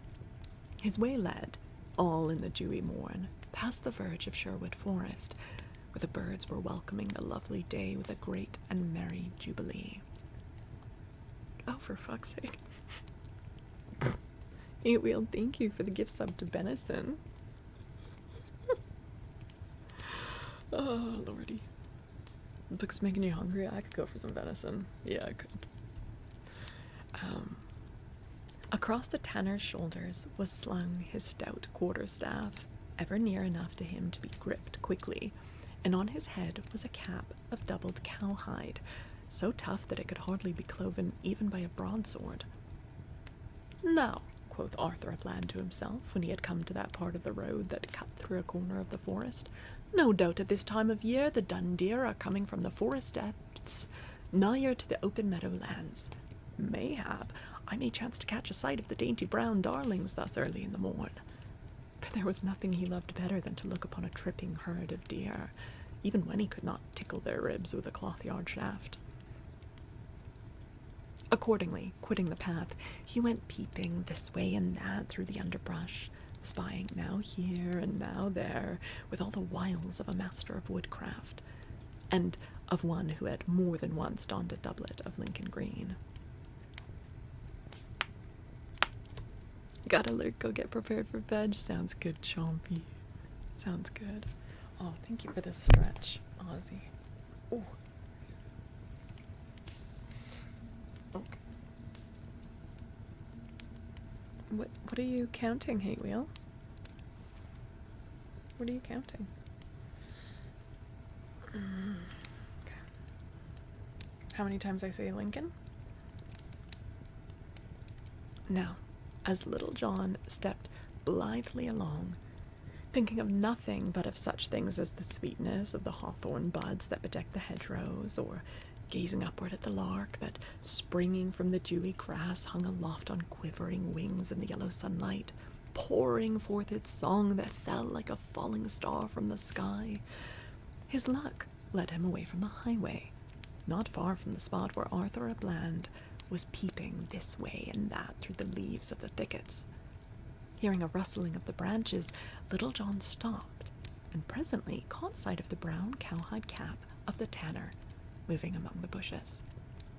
"I do much wonder," quoth Little John to himself, "what yon knave is after, that he should go thus peeping and peering about. I verily believe that yon scurvy varlet is no better than a thief, and cometh here after our own, and the good king's, done deer." For by much roving in the forest, Little John had come to look upon all the deer in Sherwood as belonging to Robin Hood and his band, as much as to good King Harry. "Nay," quoth he again, after a time, "this matter must e'en be looked into." So, quitting the high road, he also entered the thickets and began spying around after stout Arthur a Bland. Boys to men to bots, welcome in. Welcome. Thank you for the follow. So, for a long time, they both of them went hunting about, Little John after the tanner, and the tanner after the deer. At last, Little John trod upon a stick, rookie mistake, which snapped under his foot, whereupon, hearing the noise, the tanner turned quickly and caught sight of the yeoman. Seeing that the tanner had spied him out, Little John put a bold face upon the matter. "Halloa," quoth he, "what art thou doing here, thou naughty fellow? Who art thou that comest ranging Sherwood's paths? In very sooth thou hast an evil cast of countenance, and I do think truly that thou art no better than a thief, and comest after our good king's deer." "Nay," quoth the tanner boldly, for, though taken by surprise, he was not a man to be frightened by big words. "Thou liest in thy teeth. I am no thief, but an honest craftsman. As for my countenance, it is what it is, and for the matter of that, thine own is none too pretty, thou saucy fellow." "Ha!" quoth Little John in a great loud voice, "wouldst thou give me back talk? Now I have a great part of mind to crack thy pate for thee. I would have thee know, fellow, that I am, as it were, one of the king's foresters. Leastwise," muttered he to himself, "I and my friends do take good care of our good sovereign's deer." "I care not who thou art," answered the bold tanner, "and unless thou hast many more of thy kind by thee, thou canst never make Arthur a Bland cry in mercy." "Is it so?" cried Little John in a rage. "Now, by my faith, thou saucy rogue, thy tongue hath led thee into a pit thou wilt have a sorry time getting out of, for I will give thee such a drubbing as ne'er hast thou had in all thy life before. Take thy staff in thy hand, fellow, for I will not smite an unarmed man." "Marry, come up with a murrain," cried the tanner, for he too had talked himself into a fume. "Big words ne'er killed so much as a mouse. Who art thou that talkest so freely of cracking the head of Arthur a Bland? If I do not tan thy hide this day, as ne'er I tanned a calf hide in all my life before, split my staff into skewers for lamb's flesh, and call me no more brave man. Now, look to thyself, fellow." "Stay," said Little John, "let us first measure our cudgels. I do reckon my staff longer than thine, and I would not take vantage of thee by even so much as an inch." "Nay, I pass not for length," answered the tanner. "My staff is long enough to knock down a calf, so look to thyself, fellow, I say again." Not the staff measuring contest. Oh, man. Too good. So, without more ado, each gripped his staff in the middle, and with fell and angry looks, they came slowly together. Now, news had been brought to Robin Hood, how that Little John, instead of doing his bidding, had passed by duty for pleasure, and so had stopped overnight with merry company at the Blue Boar Inn, instead of going straight to Ancaster. So, being vexed to his heart by this, he set forth at dawn of day to seek Little John at the Blue Boar, or at least to meet the yeoman on the way, and ease his heart of what he thought of the matter. As thus he strode along in anger, putting together the words he would use to chide Little John, he heard of a sudden loud and angry voices, as of men in a rage, passing fell words back and forth from one to the other. At this, Robin Hood stopped and listened. "Surely," quoth he to himself, "that is Little John's voice, and he is talking in anger also. Well, methinks the other is strange to my ears. Now heaven forfend that my good trusty Little John should have fallen into the hands of the king's rangers. I must see to this matter, and that quickly." Thus spoke Robin Hood to himself, all his anger passing away like a breath from the window-pane at the thought that perhaps his trusty right-hand man was in some danger of his life. So cautiously he made his way through the thickets whence the voices came, and, pushing aside the leaves, peeped into the little open space where the two men, staff in hand, were coming slowly together. "Ha!" quoth Robin to himself. "Well, here is merry sport afoot. Now I would give 3 golden angels from my own pocket if yon stout fellow would give Little John a right sound drubbing. It would please me to see him well thumped for having failed in my bidding. I fear me, though, there is but poor chance of my seeing such a pleasant sight." So saying, he stretched himself at length upon the ground, that he might not only see the sport the better, but that he might enjoy the merry sight at his ease. He just sits down to watch. As you may have seen 2 dogs that think to fight, walking slowly round and round each other, neither cur wishing to begin the combat, so those 2 stout yeomen moved slowly around, each watching for a chance to take the other unaware, and so get in the first blow. At last, Little John struck, like a flash, and rap! The tanner met the blow and turned it aside, and then smote back at Little John, who also turned the blow. And so this mighty battle began. Then up and down and back and forth they trod, the blows falling so thick and fast that at a distance one would have thought that 60 of men were fighting. Thus they fought for nigh a half an hour, until the ground was all ploughed up with the digging of their heels, and their breathing grew labored like the ox in the furrow.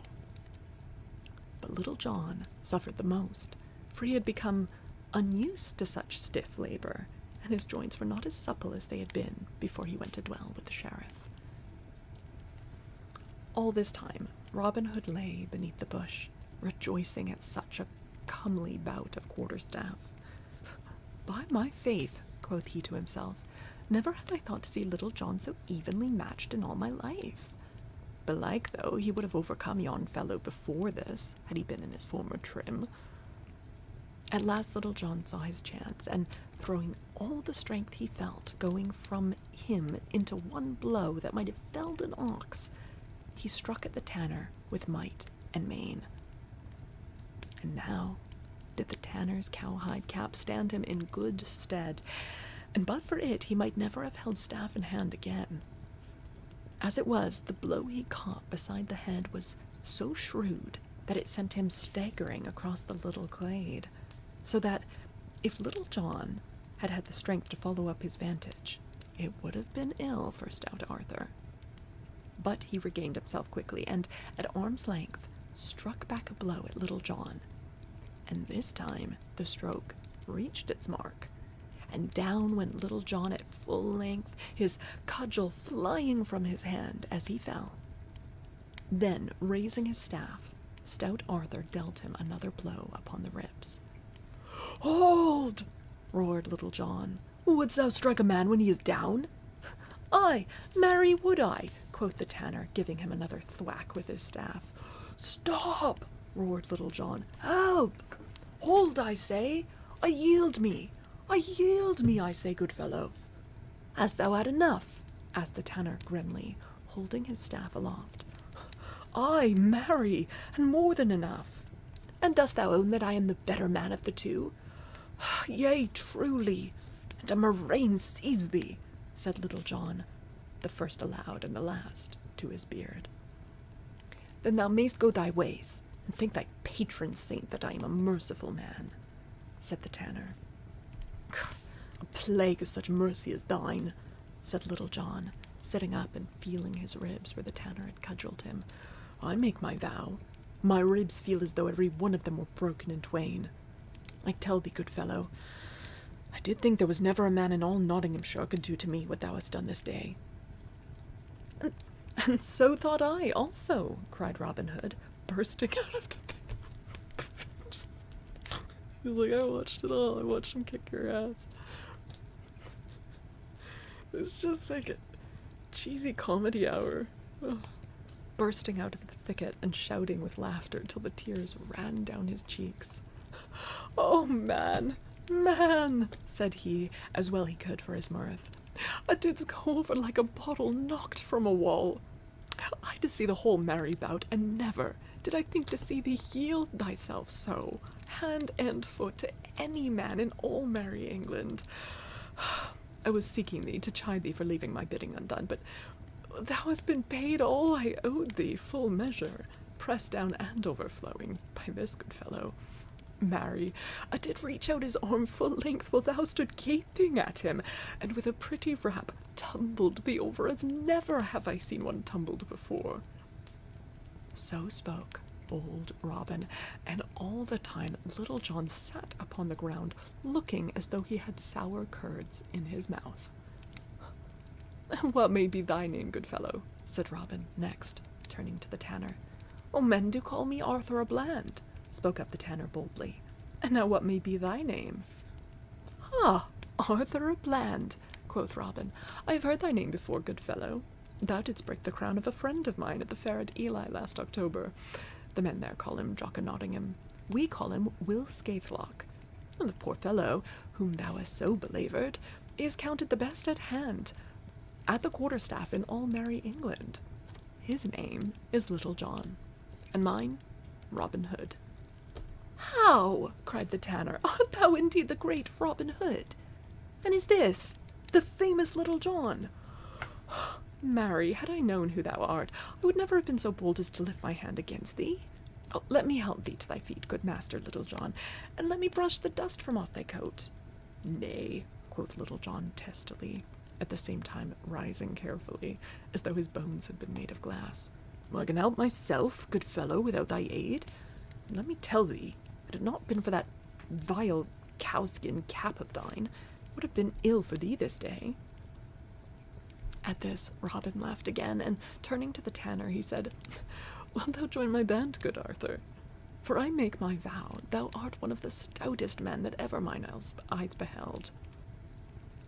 Will I join thy band? Cried the tanner joyfully. I marry, will I? Hey for a merry life, cried he, leaping aloft and snapping his fingers. And hey for the life I love. Away with tan bark and filthy vats and foul cowhides. I will follow thee to the ends of the earth, good master, and not a herd of dun deer in all the forest but shall know the sound of the twang of my bowstring. Well, as for thee, Little John, said Robin, turning to him and laughing, thou wilt start once more for Ancaster, and we will go part way with thee, for I will not have thee turn again to either the right hand or the left till thou hast fairly gotten away from Sherwood. There are other inns that thou knowest yet hereabouts. Thereupon, leaving the thickets, they took once more to the highway and departed upon their business. End of chapter. Wait, your little brother's name is Robin Hood? Oh, just Robin. Okay. Aw, that's so cute. That's so cute. Oh, man. Yeah, Robin is very much,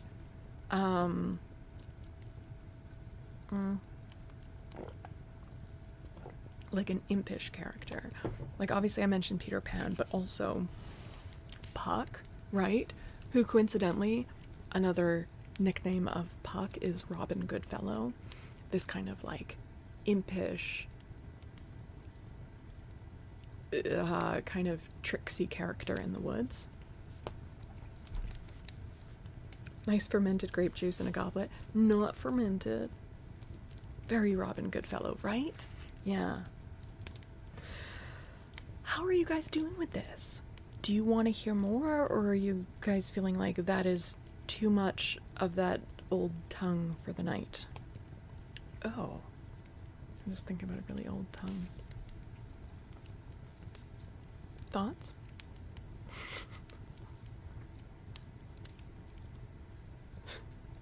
What's Robin Goodfellow? Another name for the character Puck, who, if you've seen or read Shakespeare's Midsummer Night's Dream, he's kind of like a impish fey character. Yeah, like a trickster character. But he's kind of like a fairy. Yeah. Yeah. I need to take like a couple minutes to stretch and like wolf down some protein bar. I'm happy to read more of this if you guys are into it. How about this?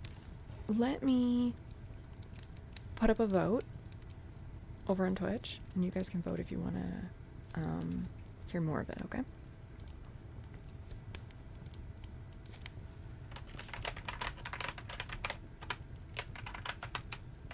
Okay, I'm gonna set this for 3 minutes, and I'm gonna go take a stretch break, and then I will see what you guys have voted. Okay, the poll is up on Twitch chat.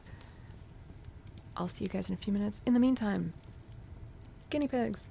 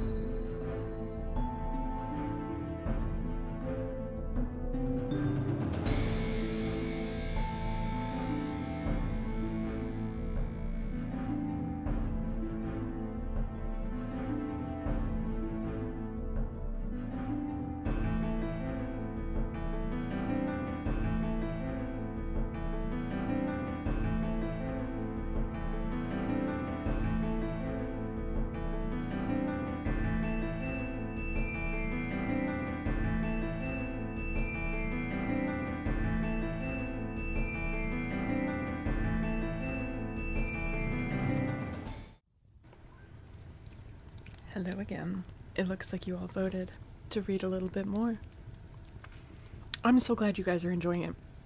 It's sometimes a little hard for me to gauge. Like, I know it's probably a little more difficult to follow along with than, honestly, most of the things that we read. Like, we do read exclusively older pieces of literature here because they are older, because they're in the public domain.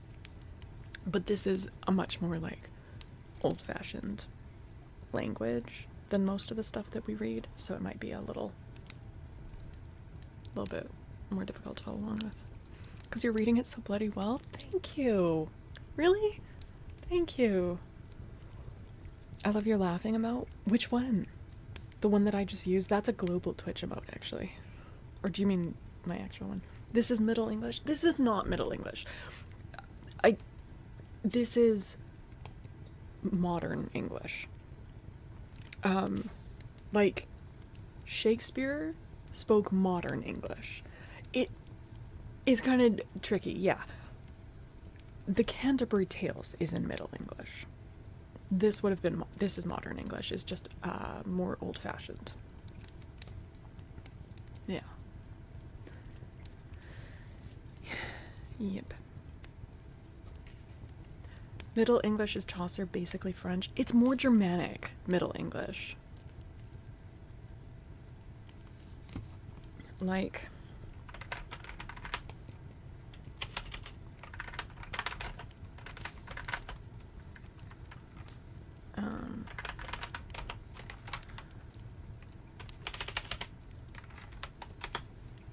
we actually read the general prologue once on stream. Did all of my lighting change? What just happened? There we go. This is what we're reading is modern English. Yeah. Just old-fashioned modern English. As opposed to Middle English, or definitely as far away from Old English. Yeah, I mean, like, here, let's, ignore that red blob. Let me show you something.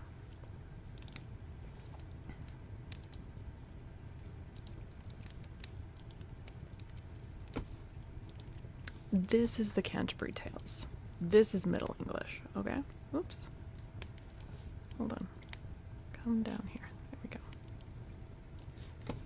Do you see how it's different, right? And now I am not trained in Middle English, but you can still kind of understand it, right? One that April with his sure suita, the drought of March hath pierced to the ruta, and bathed every vein in swick liquor, of which virtue engendered is the flour. When Zephyrus eke with his sweete breath, in spirit hath in every holt and heath, the tendre cropes, and the younge sonna hath in the ram his happy corsirona, and smaller fowlers mackin maladia, that slepen all the night with open ear. So pricketh hem natura in her courages, than longen folk to go on pilgrimages, and Palmer's 42nd strongest, to fern halways, couth and sondre londes, and specially from every shire's ende, of Engeland to Canterbury they wende, the holy blissful martyr for to seeke, that him hath all been when that they were seeke. Right? You can kind of understand it, but this is very obviously, like, older language than what we're reading in Robin Hood. Don't be gooning on the pilgrimages. Never go gooning. Do you see the difference, though?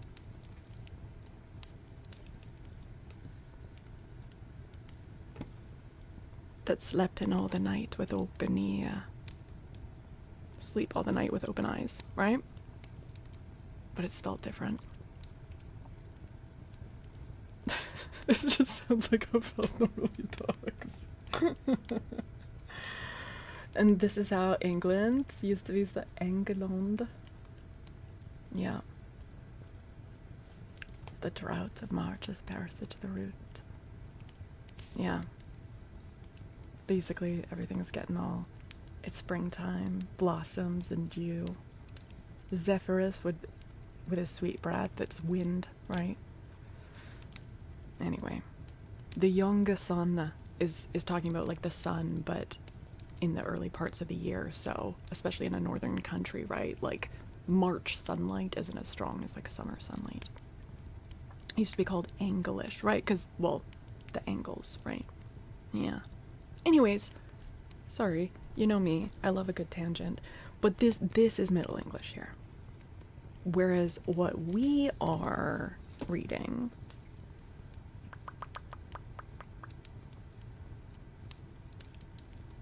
Wait, why isn't the Kindle... Hold on.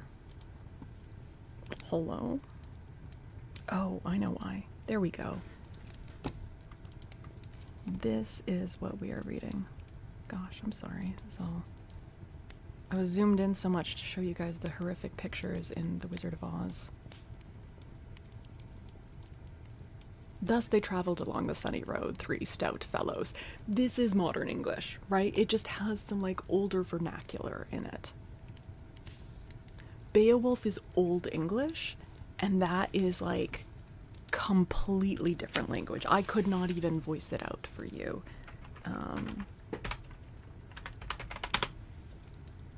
It's just a straight up different language.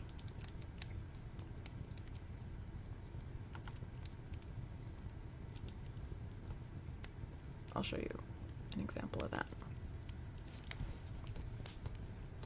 Okay. And we've also read the entire Beowulf on stream, but of course I read a translation. Okay. I don't know how to read this. It's straight up using, like, runic alphabet letters. Like, this is a different language, so. Miss Chloe! Oh my god, welcome in, Raiders! Hi! Zendri! Thank you for the resub, oh my goodness. 3 months already. Good to see you again. Hi, Hadoken. Hi, Dermo. Oh my goodness. Miss Chloe, thank you so much for the raid. Ah. Yes, this is... Welcome in, you guys. If any of you are not following Miss Chloe, can I just please strongly recommend that you do? Chloe is so freaking lovely and such an amazing creator. Grandress, thank you for the follow. She does such incredible ASMR and is so creative, does amazing costumes, does just like cozy hangout streams, Lego building streams. She's just absolutely splendid. Make sure you're following her. Welcome in, you guys. I'm Faolkor, and we do a mixture here of soft-spoken, chatty, cozy ASMR, and also reading content. And we're currently reading The Merry Adventures of Robin Hood. And we were talking about how The Merry Adventures of Robin Hood is not in Middle English. It is just modern English, but old-fashioned with old-fashioned vernacular, and we were comparing that to actual Middle English, like you see in the Canterbury Tales. You can see how it is understandable, but definitely is different. And then versus Old English, which is just straight up another language. Right?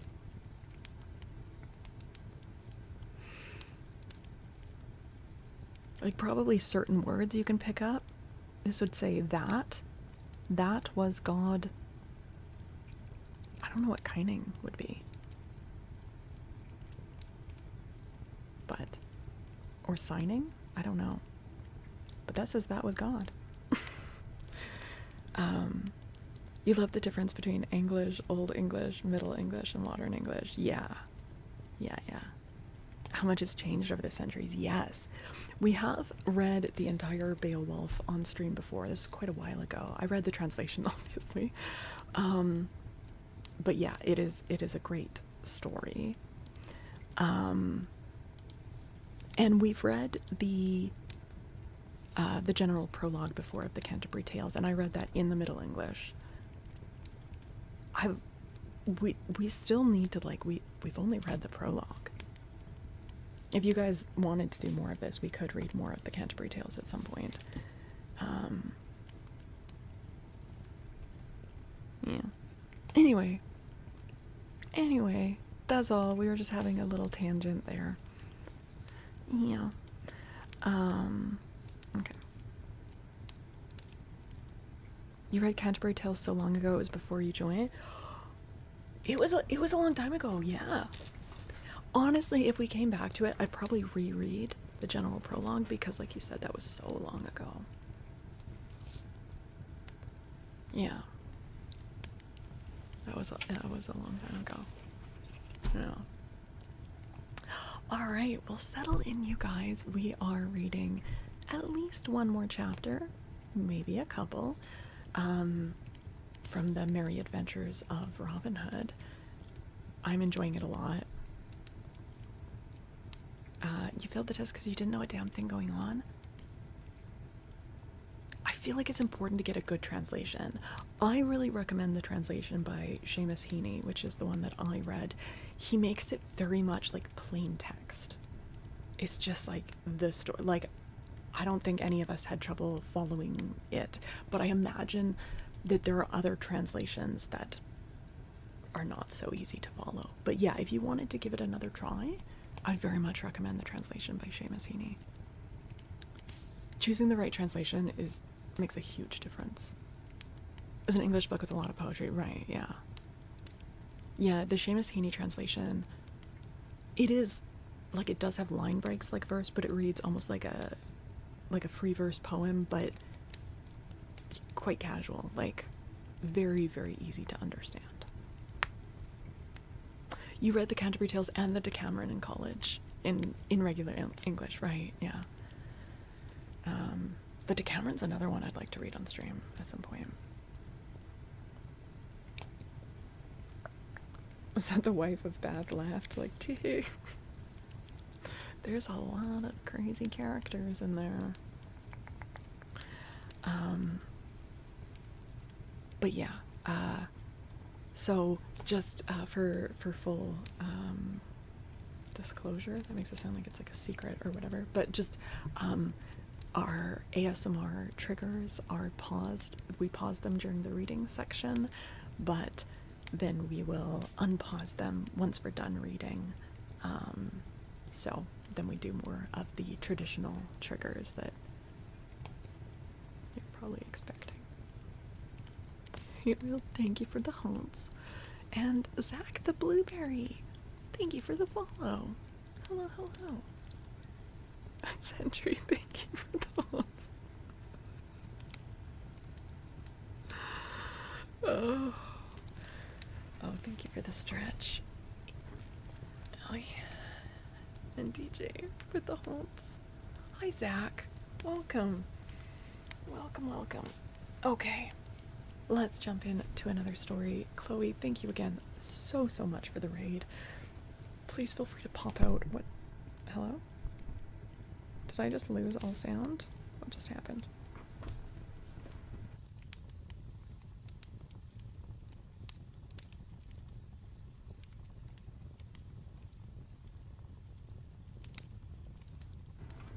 Hello? Is that good? Oh, okay. I lost the sound, like I couldn't hear the fireplace crackling or anything, so. Okay, now it's fixed for me though. Awesome. I will be, I kind of started putting all the name traces and such, like after the reading portion. But yeah, please feel free to pop out whenever you need to. Thank you again so much. Okay. All right, let's jump into the next chapter.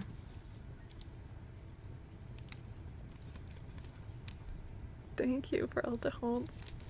Thank you. Oh, also, since we got new people in, I'm also streaming this over on YouTube at the moment. That's the first link.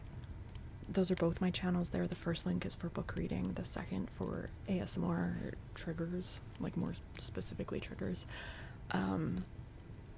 And we are working on, hitting those watch hours and sub goals to hopefully eventually unlock the partner program over there. So if anyone, wants to drop a sub over there, which is the free option, or like open that up in another window to help me with the watch hours, that would be greatly appreciated, but obviously no pressure and it's all good. And I just mostly want you guys to enjoy stories time, so yeah. Alright. Next story. Robin Hood and Will Scarlet. Okay, well now I'm confused because they've been talking a lot about a Will Stutely, and I thought that was Will Scarlet. Let's see. Thus they travelled along the sunny road, 3 stout fellows such as you could hardly match anywhere else in all merry England. Many stopped to gaze after them as they strode along, so broad were their shoulders, and so sturdy their gait. Quoth Robin Hood to Little John, "Why didst thou not go straight to Ancaster yesterday, as I told thee? Thou hadst not gotten thyself into such a coil hadst thou done as I ordered." "I feared the rain that threatened," said Little John in a sullen tone, for he was vexed at being so chaffed by Robin with what had happened to him. "The rain?" cried Robin, stopping of a sudden in the middle of the road, and looking at Little John in wonder. "Why, thou great oaf! Not a drop of rain has fallen these 3 days, neither is any threatened, nor had there been a sign of foul weather in earth or sky or water. Nevertheless," growled Little John, "the holy Saint Swithin holdeth the waters of the heaven in his pewter pot, and he could have poured them out, had he chosen, even from a clear sky, and wouldst thou have had me wet to the skin?" At this, Robin Hood burst into a roar of laughter. "Little John," said he, "what butter wits hast thou in that head of thine? Who could hold anger against such a one as thou art?" So saying, they all stepped out once more, with the right foot foremost, as the saying is. After they had travelled some distance, the day being warm and the road dusty, Robin Hood waxed thirsty. So, there being a fountain of water as cold as ice just behind the hedgerow, they crossed the stile and came to where the water bubbled up from beneath a mossy stone. Here, kneeling and making cups of the palms of their hands, they drank their fill, and then, the spot being cool and shady, they stretched their limbs and rested them for a space. In front of them, over beyond the hedge, the dusty road stretched away across the plain. Behind them, the meadowlands and bright green fields of tender young corn lay broadly in the sun, and overhead spread the shade of the cool, rustling leaves of the beechen tree. Pleasantly to their nostrils came the tender fragrance of the purple violets and wild thyme that grew within the dewy moisture of the edge of the little fountain, and pleasantly came the soft gurgle of the water. All was so pleasant, and so full of the gentle joy of the bright May time, that for a long time no one of the 3 cared to speak, but each lay on his back, gazing up through the trembling leaves of the trees to the bright sky overhead. At last, Robin, whose thoughts were not quite so busy wool gathering as those of the others, and who had been gazing around him now and then, broke the silence.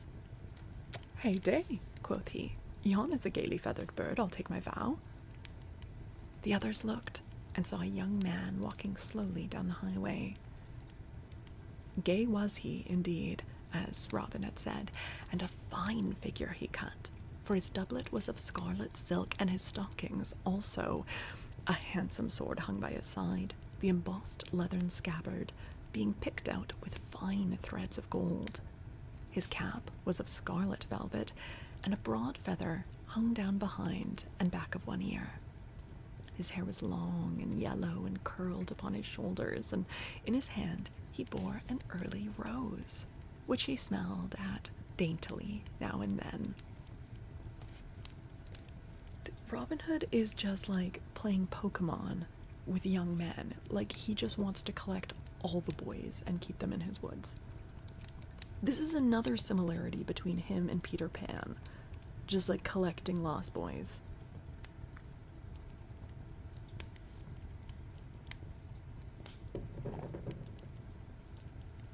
Please remember that Disney has Little John as a bear. Yes, they do.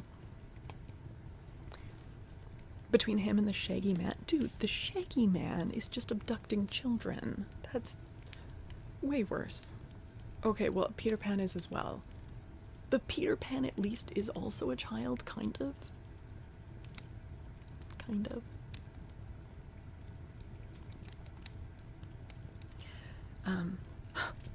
By my life, quoth Robin Hood, laughing, saw ye e'er such a pretty mincing fellow? Truly, his clothes have overmuch prettiness for my taste, quoth Arthur a Bland, but nevertheless his shoulders are broad and his loins are narrow. And seest thou, good master, how that his arms hang from his body? They dangle not down like spindles, but hang stiff and bend at the elbow. I take my vow, there be no bread and milk limbs in those fine clothes, but stiff joints and tough thews. Why is he scooping his loins? What? I guess he's saying narrow hips. Wide shoulders, narrow hips. Like, that is the kind of like the quintessential, like, fit man shape, right? It is a meat market. If Robin Hood's not selling meat, he's stealing it.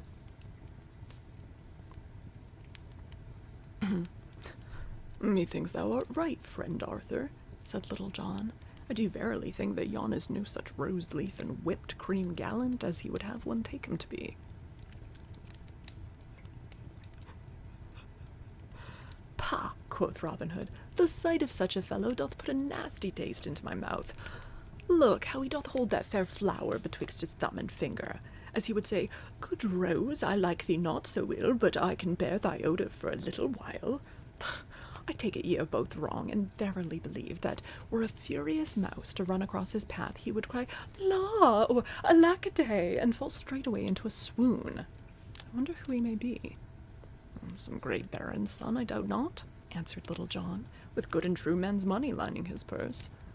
Ay, marry, that is true, I make no doubt, quoth Robin. What a pity that some men as he, that have no thought but to go abroad in gay clothes, should have good fellows whose shoes they are not fit to tie, dancing at their bidding. By St. Dunstan, St. Alfred, St. Withold, and all the good men in the Saxon calendar, it doth make me mad to see such gay lordlings from over the sea go stepping on the necks of good Saxons, who owned this land before ever their great-grandsires chewed rind of brawn. By the bright bow of heaven, I will have their ill-gotten gains from them, even though I hang for it as high as e'er a forest tree in Sherwood. Why, how now, master, quoth Little John, what heat is this? Robin Hood's like, fucking immigrants. This is really kind of, this is the first we're seeing of this side of Robin Hood. He's really upset that this young man is dressed nicely and might come from overseas. Yeah. How now, master, quoth Little John, what heat is this? Thou dost set thy pot a-boiling, may have no bacon to cook. Methinks yon fellow's hair is overlight for a Norman's locks. He may be a good man and true for aught thou knowest. Nay, said Robin, my head against a leaden farthing. He is what I say. Oh, he thinks he's a Norman. Yeah, he thinks he's a Norman. So, lie ye both here, I say, till I show you how I drub this fellow. So saying, Robin Hood stepped forth from the shade of the peach tree, crossed the stile, and stood in the middle of the road, with his hands on his hips, in the stranger's path. How dare this Norman fop be dressed better than me? Meantime, the stranger, who had been walking so slowly that all this talk was held before he came opposite the place where they were, neither quickened his pace nor seemed to see that such a man as Robin Hood was in the world. So Robin stood in the middle of the road, waiting while the other walked slowly forward, smelling his rose and looking this way and that and everywhere except at Robin. "Hold!" cried Robin, when at last the other had come close to him. "Hold! Stand where thou art." "Wherefore should I hold, good fellow?" said the stranger in a soft and gentle voice. "And wherefore should I stand where I am? Nevertheless, as thou dost desire that I should stay, I will abide for a short time, that I may hear what thou mayst have to say to me." "Then," quoth Robin, "as thou dost so fairly do as I tell thee, and dost give me such a soft speech, I will also treat thee with all due courtesy. I would have thee know, fair friend, that I am, as it were, a votary at the shrine of St. Wilfrid, who, thou mayst know, took, willy-nilly, all their gold from the heathen, and melted it up into candlesticks. Wherefore, upon such as come hereabouts, I levy a certain toll, which I use for a better purpose, I hope, than to make candlesticks withal.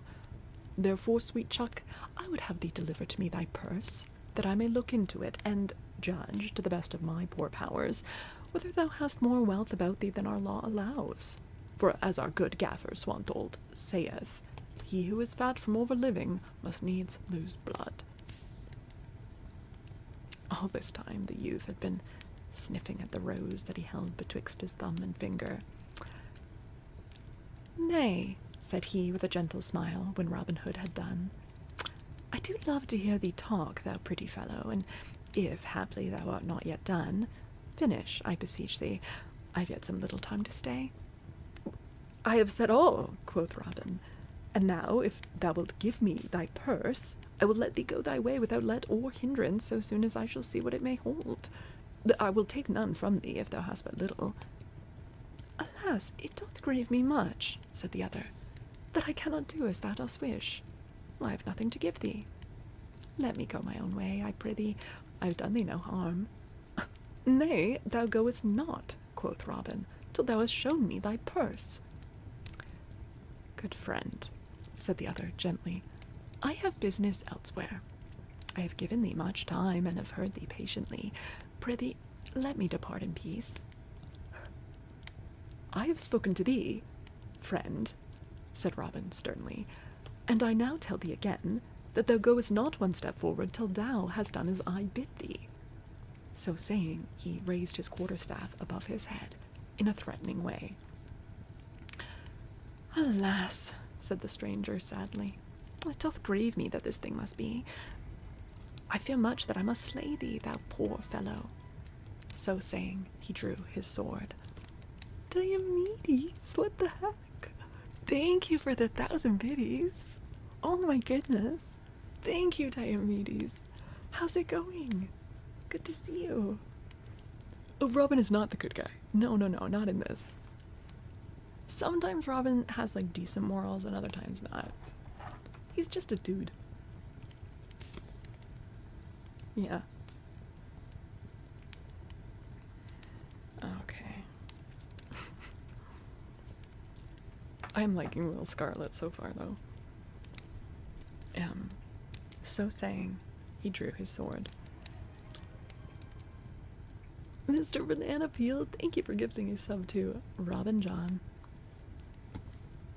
That's gotta be, like, the Robin and the John, right?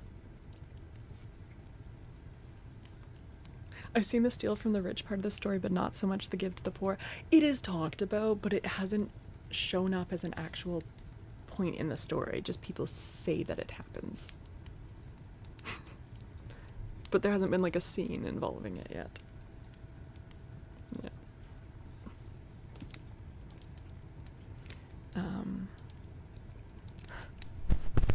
Oops. Sorry for that static noise. "Put by thy weapon," quoth Robin. "I would take no vantage of thee.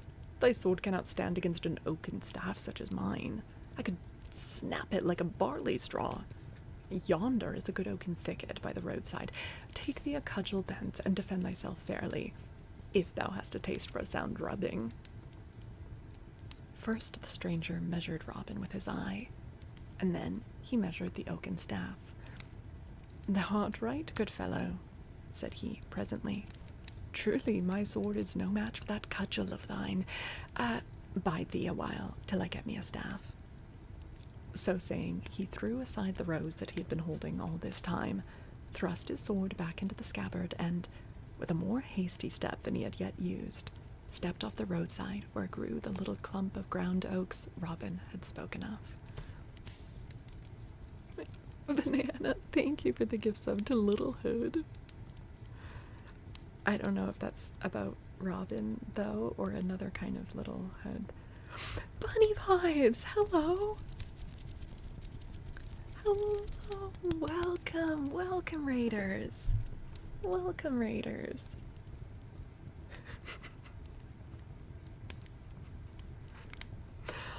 Bunny, thank you for the raid! Hello, hello! You guys, make sure you are following the wonderful and lovely Bunny Vibes. She is so, so nice and does such cozy, relaxing ASMR. Make sure you're dropping a follow, checking out her content, showing her support. Hello everyone, welcome in. Hi Nick, good to see you. Welcome in, welcome. If any of you are new here, I'm Faolkor, and we do a mixture. It's just a raid and run? No problem. Oh my goodness, no problem, Bunny. Have a wonderful rest of your night. Thank you so much. Also, hi, Nico.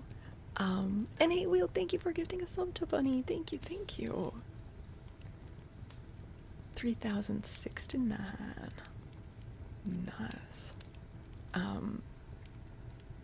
We raid here and do traditional triggers, but we kind of have like a reading portion in the middle. We'll be doing some traditional triggers after we finish the reading section. We are reading from the Merry Adventures of Robin Hood. And I'm having quite a good time with it. So welcome in. Gentle tap, hello, hello. We are reading the story where Robin Hood meets Will Scarlet, which if you've seen renditions of Robin Hood before, you may be familiar with the character of Will Scarlet. So, yeah. Robin is, basically doesn't like that Will is wearing really nice clothes and is trying to, like, steal his money. And he's like, I'll fight you. And Will's like, if you must. Is Mary. Okay. Yeah, I have it in the title correctly. Cool, cool. If any of you want to read along as well, there's a link pinned in the comment at the top where you can download this or open it in a browser tab. Okay. Settle in, guys. Settle in. Yeah, he's so, like, calm about it. He's like, I'd really rather not. And Robin's like, I insist. And he's like, well, guess if you insist. Okay, Nick, absolutely. Sleep well. Sleep well. But yeah, it's so good to have you all here, Raiders. Okay, so Will is going to find a staff so that they can fight. Choosing among them, he presently found a sapling to his liking. He did not cut it, but rolling up his sleeves a little way, he laid hold of it, placed his heel against the ground, and with one mighty pull, plucked the young tree up by the roots from out the very earth. Damn, it's like this dude has been breastfed for 14 years. Then he came back, trimming away the roots and tender stems with his sword, as quietly as if he had done naught to speak of. Little John and the tanner had been watching all that passed, but when they saw the stranger drag the sapling up from the earth and heard the rending and snapping of its roots, the tanner pursed his lips together, drawing his breath between them in a long, inward whistle. No, that was not in the text, sorry. I was referring to a fairy tale that we read called Hans the Strong by Franz Xaver von Schoenwerth, where Hans is made strong by breastfeeding, and his test of how strong he is his dad's like, go pull up a tree by the roots. It's just, sorry, it's a niche reference to a fairy tale that we've read a few times here because it's so hysterically funny. Okay, sorry. By the breath of my body, said Little John, as soon as he could gather his wits from their wonder. Sawest thou that, Arthur? Marry, I think our poor master will stand but an ill chance with yon fellow. By Our Lady, he plucked up yon green tree as it were a barley straw. Whatever Robin Hood thought, he stood his ground, and now he and the stranger in scarlet stood face to face. Well did Robin Hood hold his own that day, as a mid-country yeoman. This way and that they fought, and back and forth, Robin's skill against the stranger's strength. The dust of the highway rose up around them like a cloud, so that at times Little John and the tanner could see nothing, but only hear the rattle of the staves against one another. Thrice Robin Hood struck the stranger, once upon the arm and twice upon the ribs, and yet he had warded all the others' blows, only one of which, had it met its mark, would have laid stout Robin lower in the dust than he had ever gone before. At last the stranger struck Robin's cudgel so fairly in the middle that he could hardly hold his staff in his hand. Again he struck, and Robin bent beneath the blow. A third time he struck, and now not only fairly beat down Robin's guard, but gave him such a rap also that down he tumbled into the dusty road. "Hold!" cried Robin Hood, when he saw the stranger raising his staff once more. "I yield me!"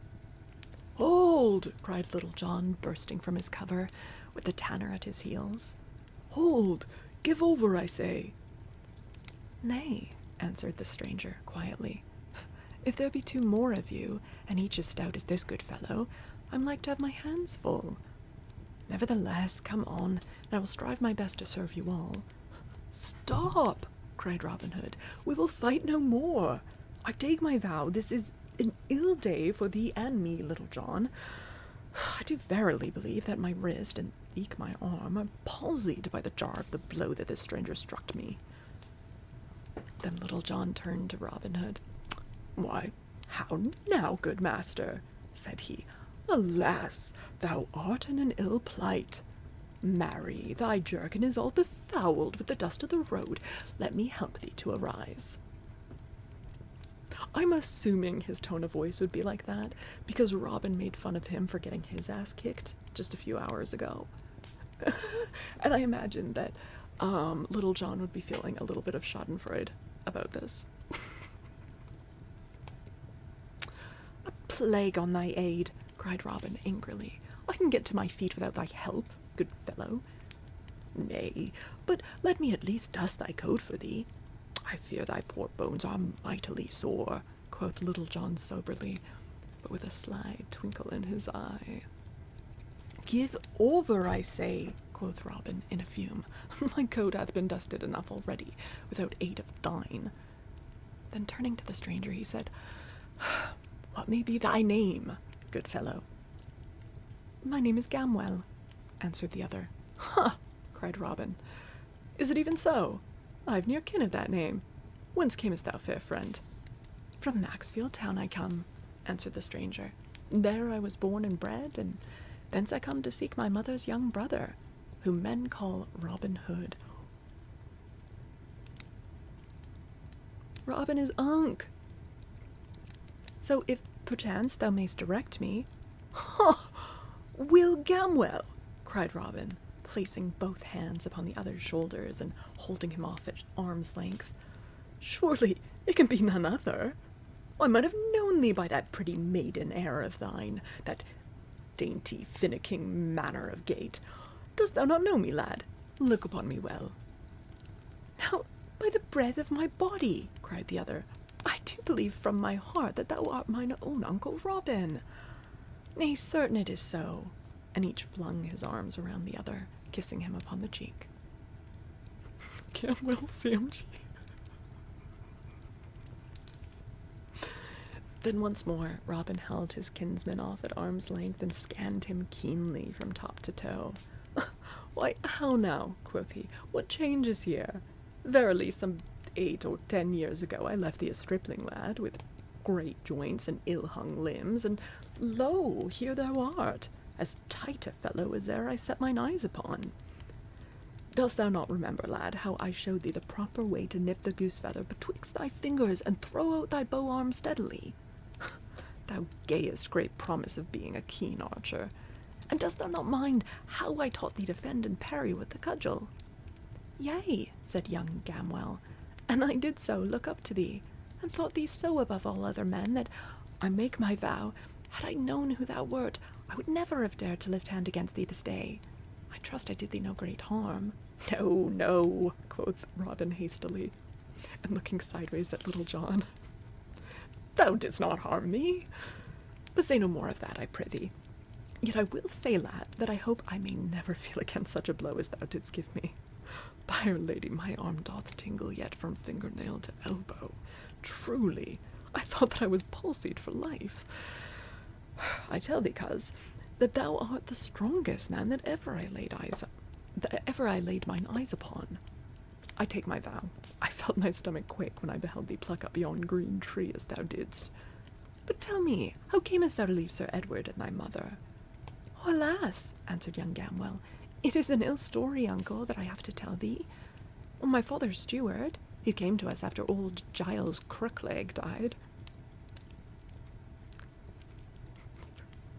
That's not funny. That's not funny. The man with a crooked leg, it's not funny. It's just that the names are so brutal.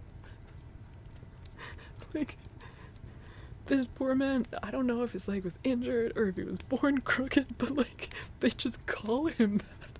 Like, it's so rude. Yeah, call me Foul Crookback. Like, everyone knows crook leg. Robin's win ratings are, I'm pretty sure Robin's like method of recruitment is like, if someone can kick his ass, he's like, "Hey, come join me." Oh, man.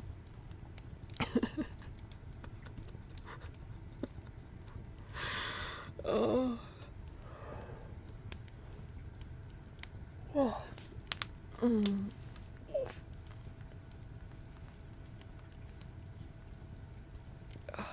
Is his real name Skip? Yep. Okay, sorry. Let me give that a go again. "My father's steward, who came to us after old Giles Crookleg died, was ever a saucy varlet." Sorry. "And I know not why my father kept him, saving that he did oversee with great judgment." Please ignore that frog. "It used to gall me to hear him speak up so boldly to my father, who, thou knowest, was ever a patient man to those about him, and slow to anger and harsh words. Well, one day, and an ill day it was for that saucy fellow, he sought to berate my father, I standing by. I could stand it no longer, good uncle, so stepping forth I gave him a box to the ear, and, wouldst thou believe it, the fellow straightway died of it. I think they said I broke his neck or something of the like. So off they packed me to seek thee and escape the law. I was on my way when thou sawest me, and here I am." "Well, by the faith of my heart," quoth Robin Hood, "for anyone escaping the law, thou wast taking it the most easily that ever I beheld in all my life. Whenever did anyone in all the world see one who had slain a man and was escaping because of it, tripping along the highway like a dainty court damsel, sniffing at a rose the while?" "Nay, uncle," answered Will Gamwell, "over haste never churned good butter, as the old saying hath it. Moreover, I do verily believe that this overstrength of my body hath taken the nimbleness out of my heels. Why, thou didst but just now rap me thrice, and I thee never a once, save by overbearing thee by my strength." "Nay," quoth Robin, "let us say no more on that score. I am right glad to see thee, Will, and thou wilt add great honour and credit to my band of merry fellows. But thou must change thy name, for warrants will be out presently against thee. So, because of thy gay clothes, thou shalt henceforth and for aye be called Will Scarlet. Will Scarlet, quoth Little John, stepping forward and reaching out his great palm, which the other took. Will Scarlet, the name fitteth thee well. Right glad am I to welcome thee among us. I am called Little John, and this is a new member who has just joined us, a stout tanner named Arthur a Bland. Thou art like to achieve fame, Will, let me tell thee, for there will be many a merry ballad sung about the country, and many a merry story told in Sherwood of how Robin Hood taught Little John and Arthur a Bland the proper way to use the quarterstaff. Likewise, as it were, how our good master bit off so large a piece of cake that he choked on it. Nay, good Little John, quoth Robin gently, for he liked ill to have such a jest told of him. Why would we speak of this little matter? Prithee, let us keep this day's doing among ourselves. Oh, with all my heart, quoth Little John. But, good master, I thought that thou didst love a merry story, because thou hast so often made a jest about a certain increase of fatness on my joints, of flesh gathered by my abiding with the sheriff. Nay, good Little John, said Robin hastily, I do bethink me I've said full enough on that score. Oh, it is well, quoth Little John, for in truth I myself have tired of it somewhat. But now I bethink me thou didst also seem minded to make a jest of the rain that threatened last night, so nay then, said Robin Hood testily, I was mistaken. I remember me now it did seem to threaten rain. Truly, I did think so myself, quoth Little John. Therefore, no doubt thou dost think it was wise of me to abide all night at the Blue Boar Inn, instead of venturing forth in such stormy weather. Dost thou not? Plague on thee and thy doings, cried Robin Hood. If thou wilt have it so, thou wert right to abide wherever thou didst choose. Once more, it is well, quoth Little John. As for myself, I have been blind this day. I did not see thee dropped. I did not see thee tumbled head over heels in the dust, and if any man says that thou wert, I can with a clear conscience rattle his lying tongue betwixt his teeth. Come, cried Robin, biting his nether lip, or the others could not forbear laughing. We will go no farther today, but will return to Sherwood, and thou shalt go to Ancaster another time, Little John. So said Robin, for now that his bones were sore, he felt as though a long journey would be an ill thing for him. So, turning their backs, they retraced their steps whence they came. End of chapter. Oh, that's funny. Okay. That's funny. Okay. I enjoyed that a lot. Basically pressured Robin into not making fun of him, to stop calling him fat. Yeah. Well played, Little John.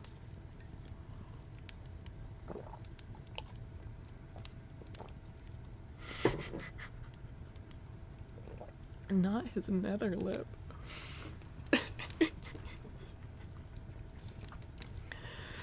Oh man. Yeah, it's just lads being lads. It's fine. How are you guys feeling? Do we want one more? Or are you guys done with story time?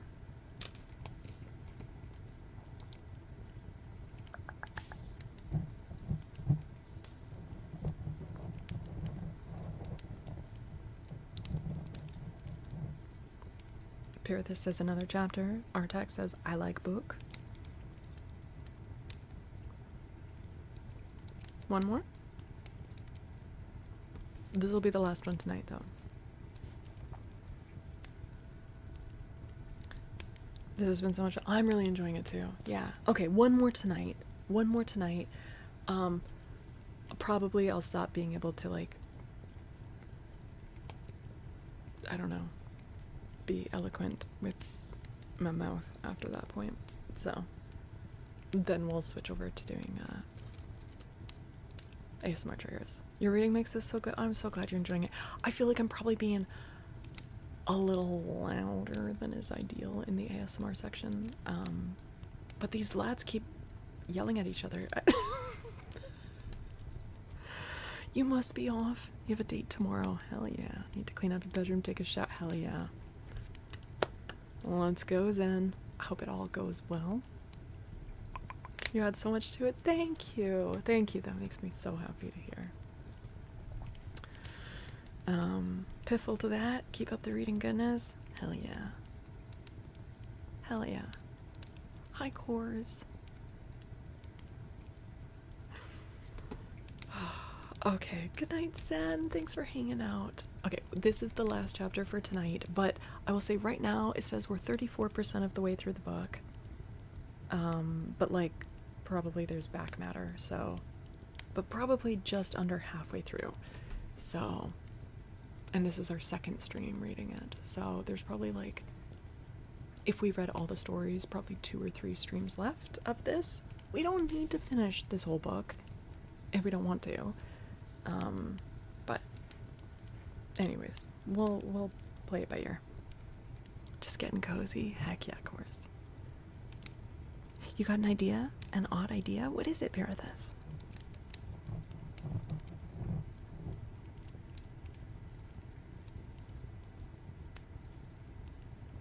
Every time I see your name, Pirithus, I don't know if I've ever told you this before, but every time I see your name, my mind, I think of A Midsummer Night's Dream, of the play within the play, because the 2 characters in there are Pyramus and Thisbe, and it's like your name is like combining them.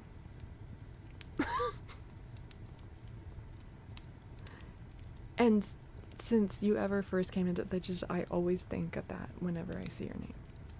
Anyway.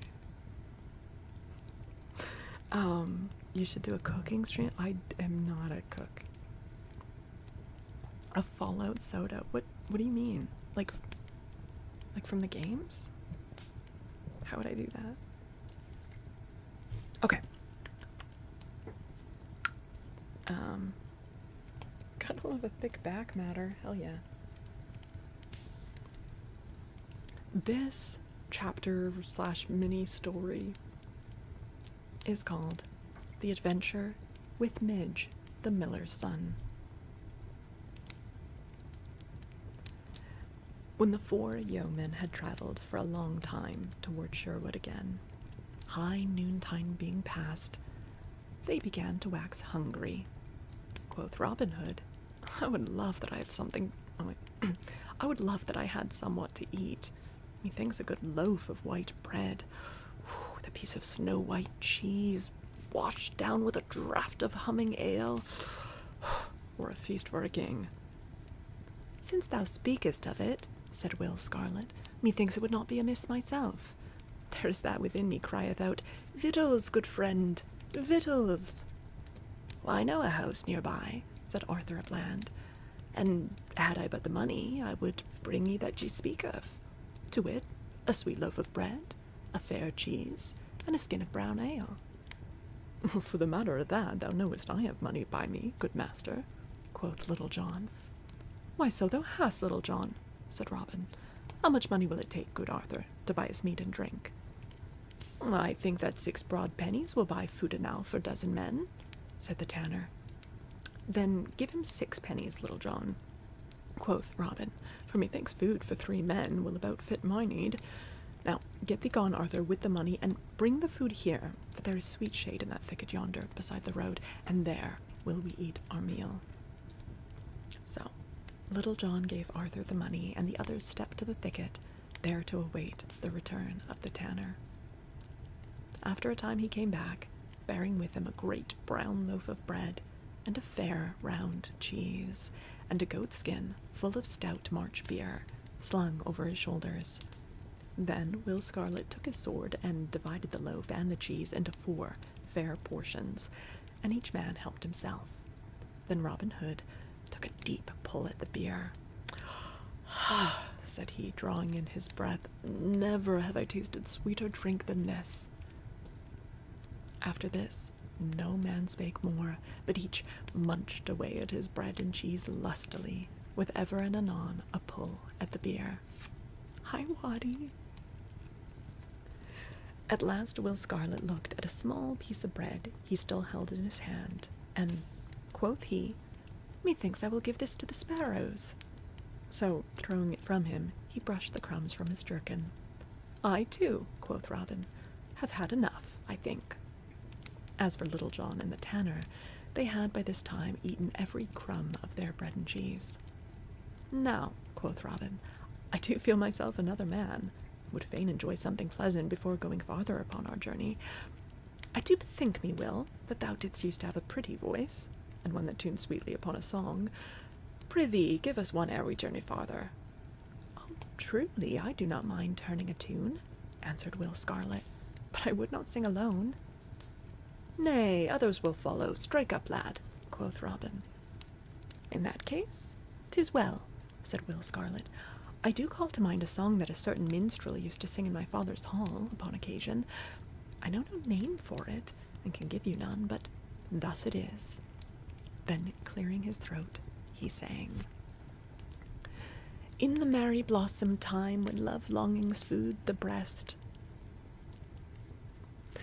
when the flower is on the lime, when the small fowl builds her nest, sweetly sings the nightingale, and the throstle cock so bold, cuckoo in the dewy dale, and the turtle in the wood. But the robin I love dear, for he singeth through the year, Robin, Robin, merry Robin. So I'd have my true love be, not to fly at the nigh sign of cold adversity. When the spring brings sweet delights, when aloft the lark doth rise, lovers woo a mellow nights, and youths peep in maidens' eyes. That time blooms the eglantine, daisies pied upon the hill, cowslips fair and columbine. Wait, eglantine, maybe? Eglantine and columbine? Dusky violets by the... Yeah. That time blooms the eglantine, daisies pied upon the hill, cowslips fair and columbine, dusky violets by the rill. But the ivy green cloth grow, when the north wind bringeth snow. Ivy, ivy, staunch and true, thus I'd have her love to be, not to die at the nigh breath of cold adversity.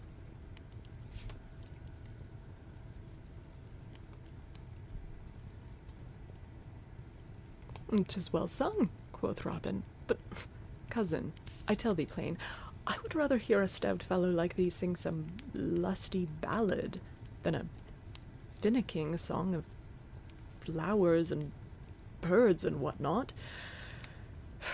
Yet thou didst sing it fair, and 'tis none so bad a snatch of a song for the matter of that. Now, Tanner, it is thy turn."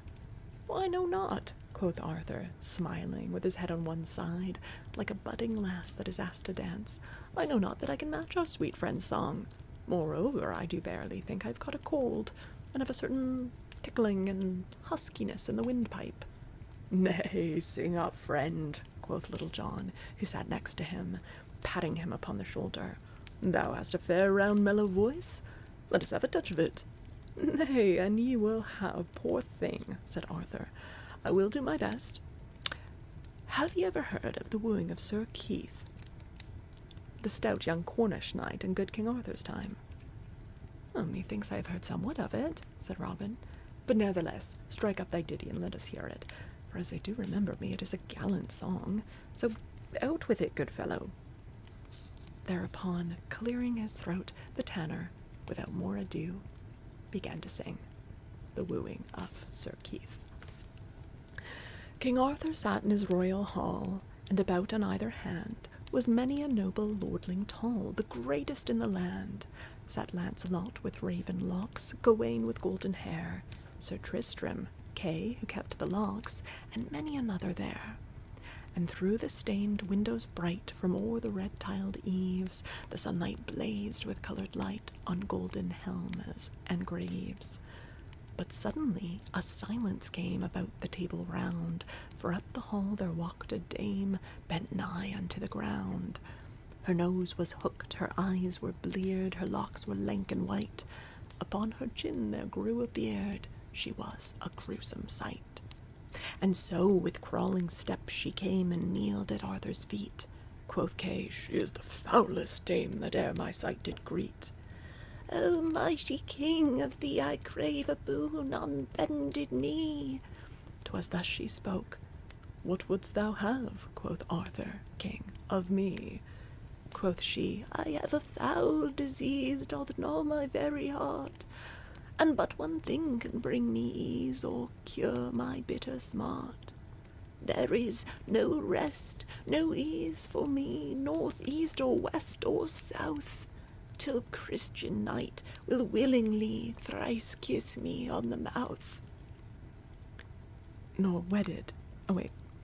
Nor wedded may this child have been that giveth ease to me, nor may he be constrained, I ween, but kiss me willingly.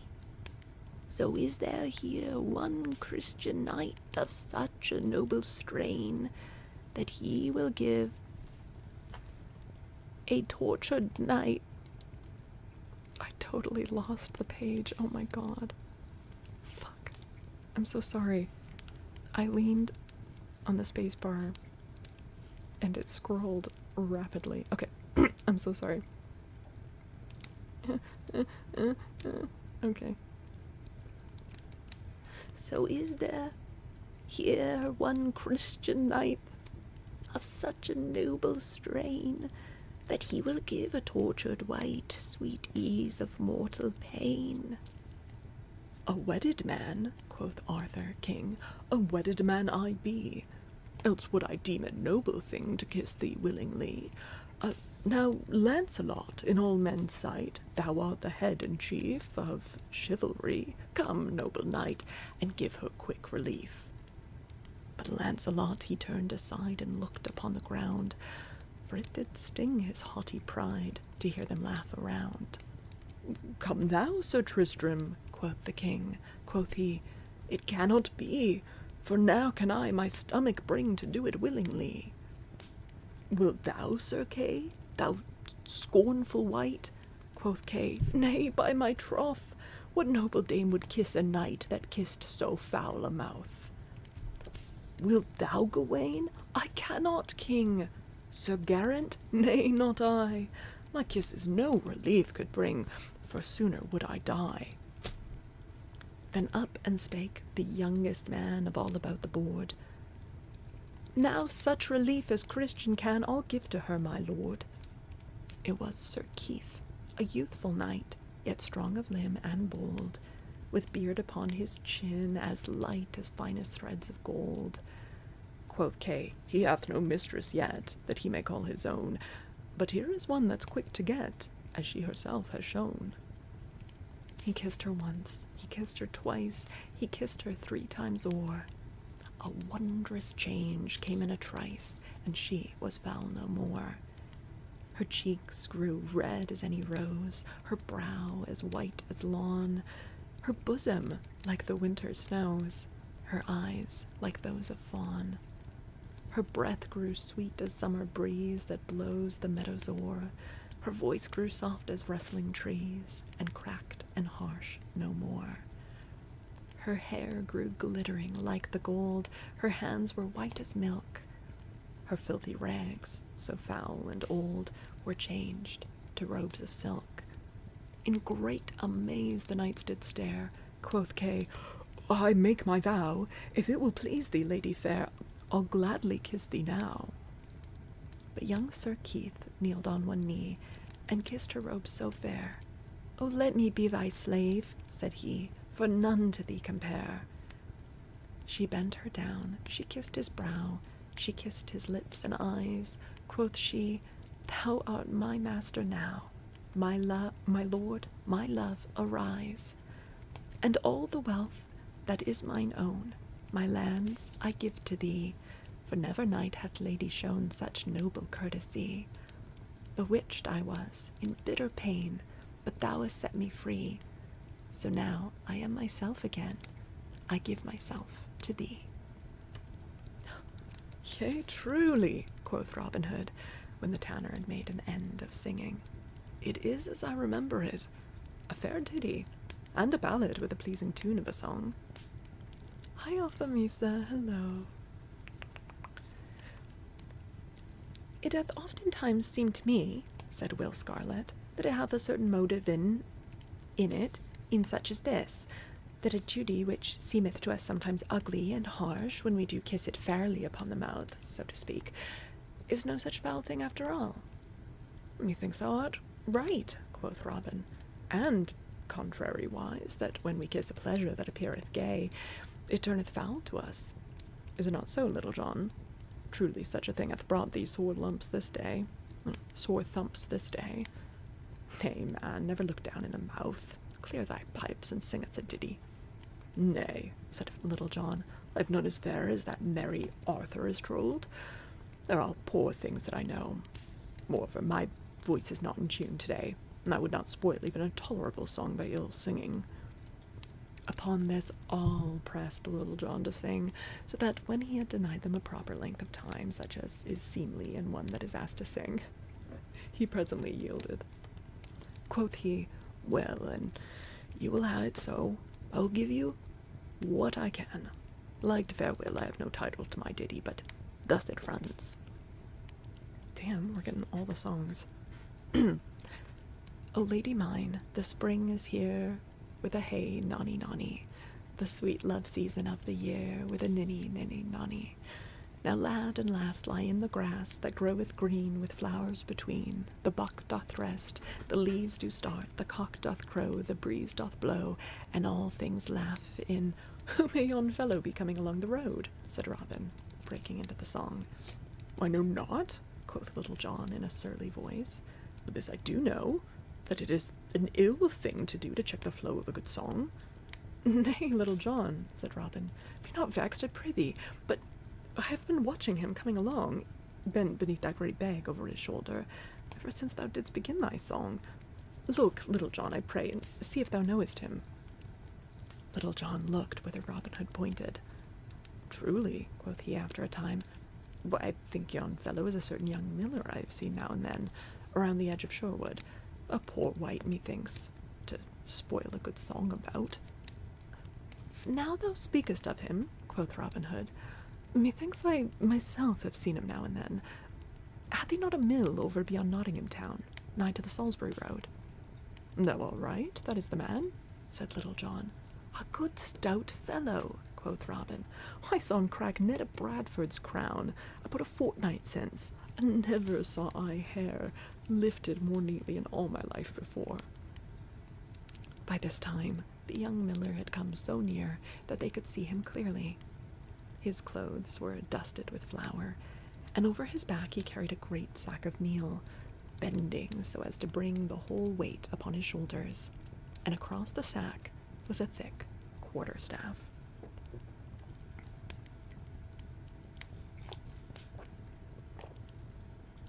Oh, Fidge, good night. Thank you, Fidge. Good night, good night. Sleep well.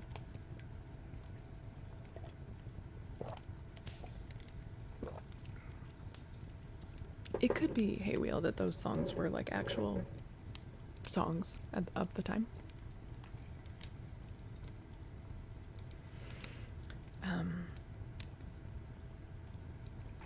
His limbs were stout and strong, and he strode along the dusty road right sturdily with the heavy sack across his shoulders. His cheeks were ruddy as a winter hip. His hair was flaxen in color, and on his chin was a downy growth of flaxen beard. A good honest fellow, quoth Robin Hood, and such an one as is a credit to English yeomanry. Now let us have a merry jest with him.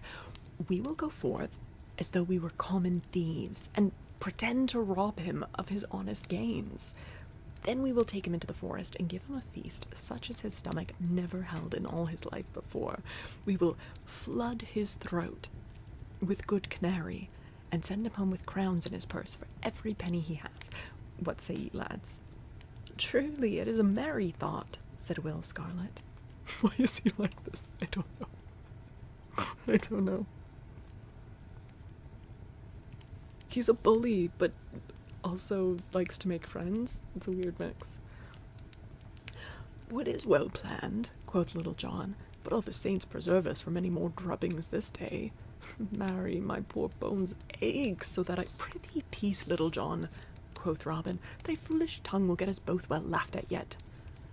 My foolish tongue? tongue, forsooth, growled Little John to Arthur à Bland. I would it could keep our master from getting us into another coil this day. But now the miller, plodding along the road, had come opposite to where the yeoman lay hidden, whereupon all four of them ran at him and surrounded him, yet fled his throat with canary, like give him a lot of wine.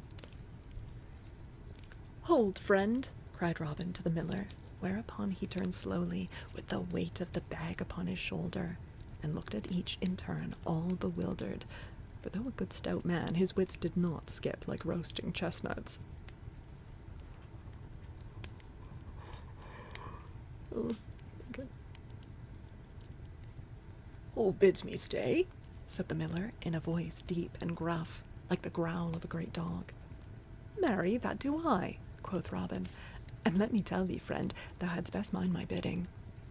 "And who art thou, good friend?" said the miller, throwing the great sack of meal from his shoulder to the ground. "And who are those with you?"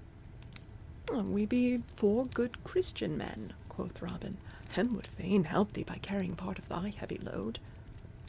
"I give you all thanks," said the miller, "but my bag is none that heavy that I cannot carry it e'en by myself." "Nay, thou dost mistake," quoth Robin. "I meant that thou mightest perhaps have some heavy farthings or pence about thee, not to speak of silver and gold.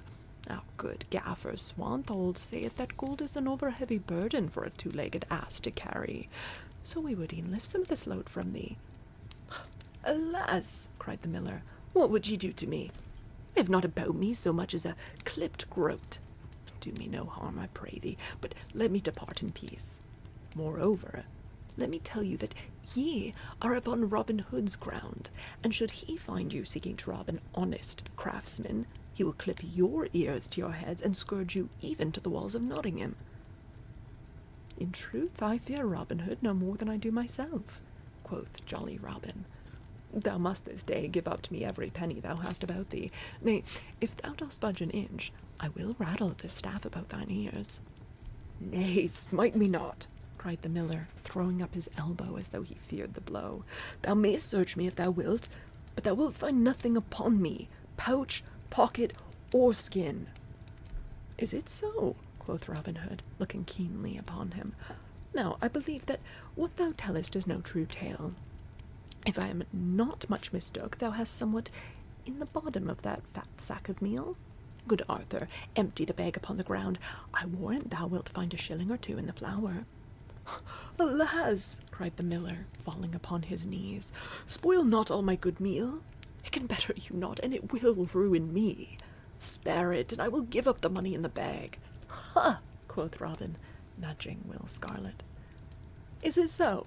And have I found where thy money lies? Marry, I have a wondrous nose for the blessed image of good King Harry. I thought that I smelled silver and gold beneath the barley meal. Bring it straight forth, miller."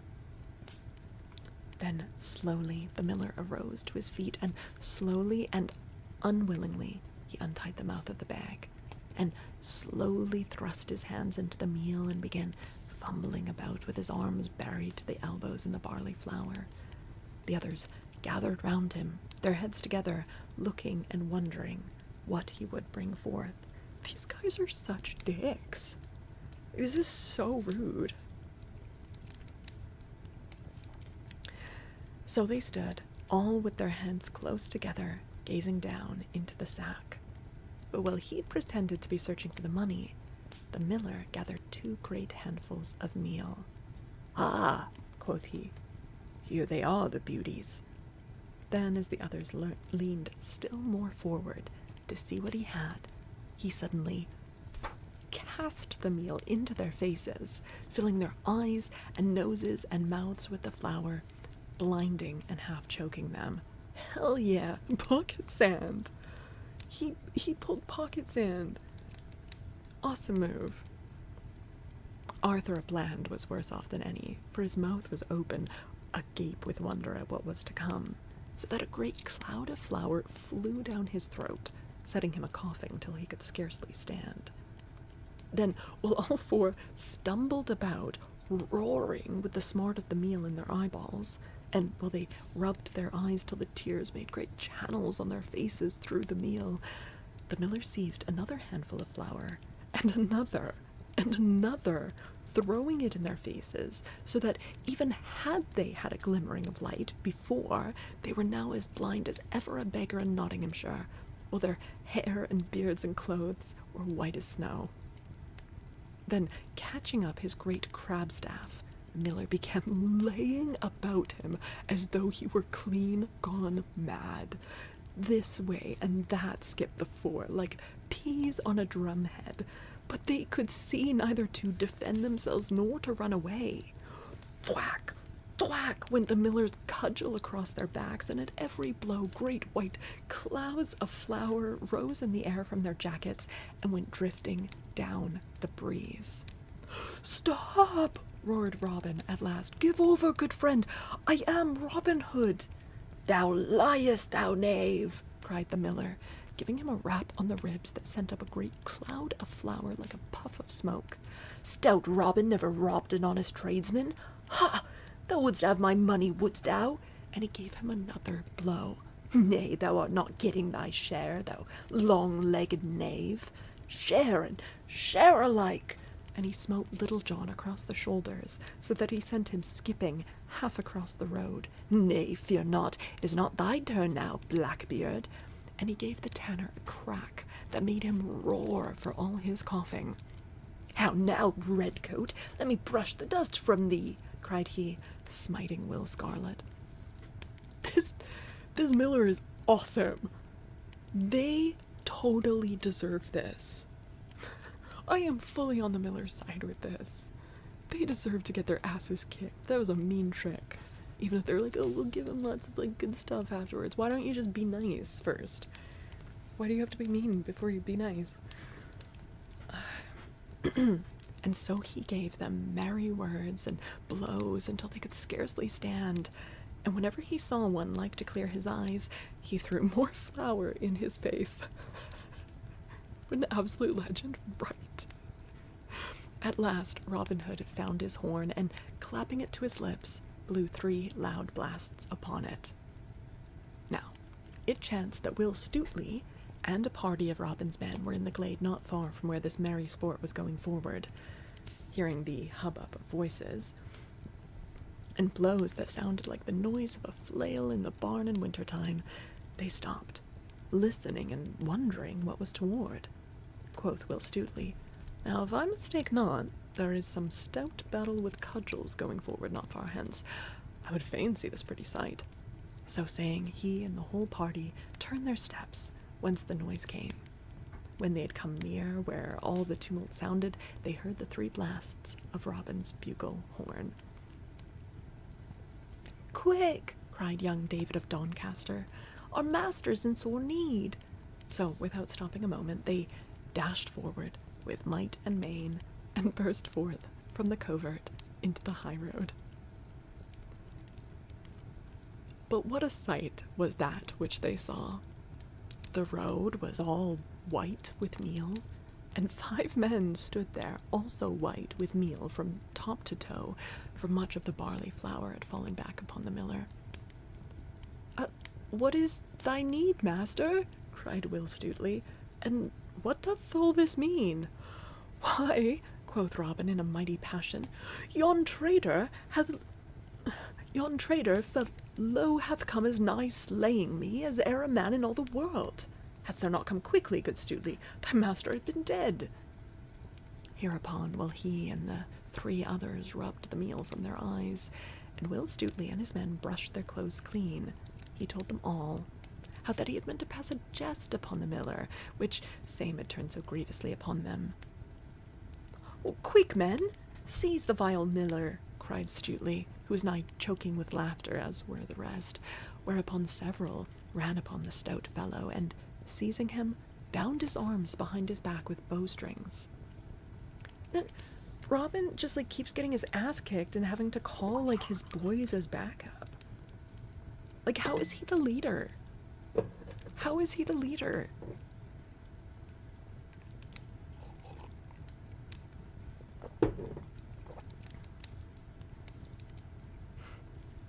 Ha!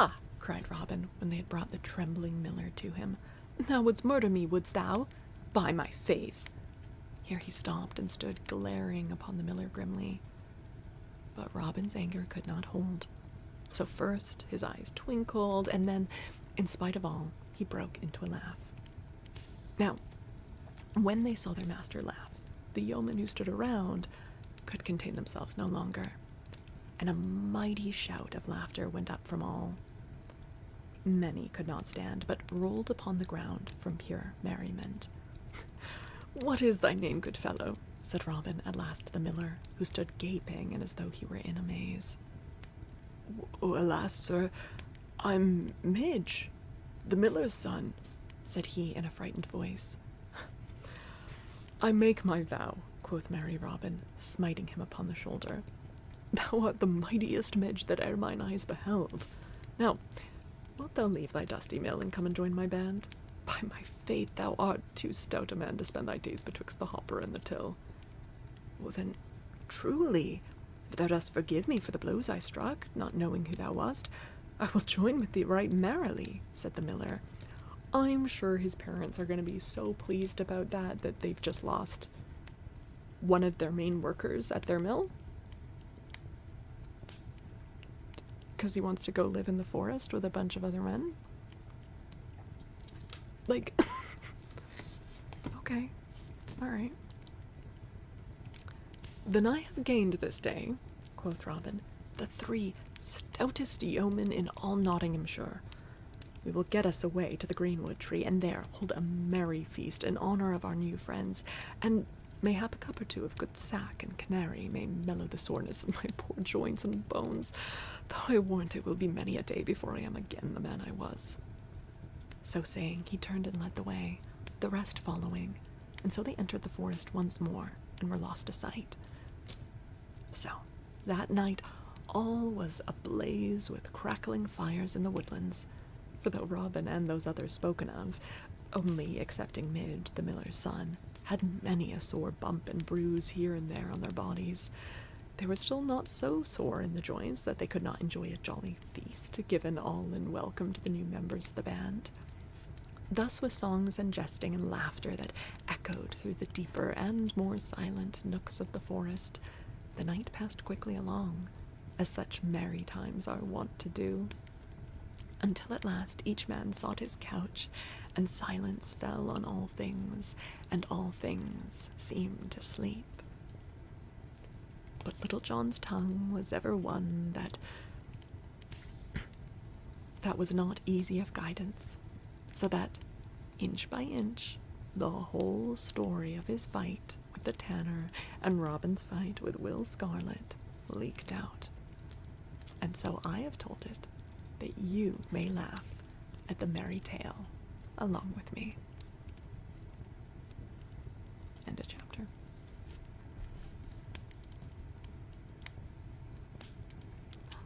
Yay. Thoughts? I mean, look, even though they're being total asshats, they are fun stories.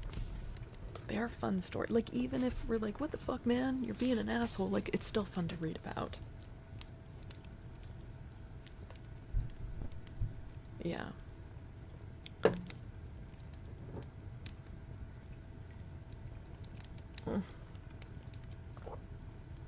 That is so much fun. I'm really enjoying these. Let me take a peek. See, there.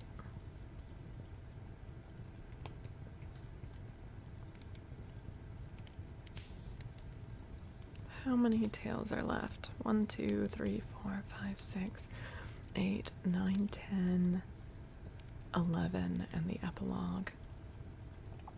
Okay.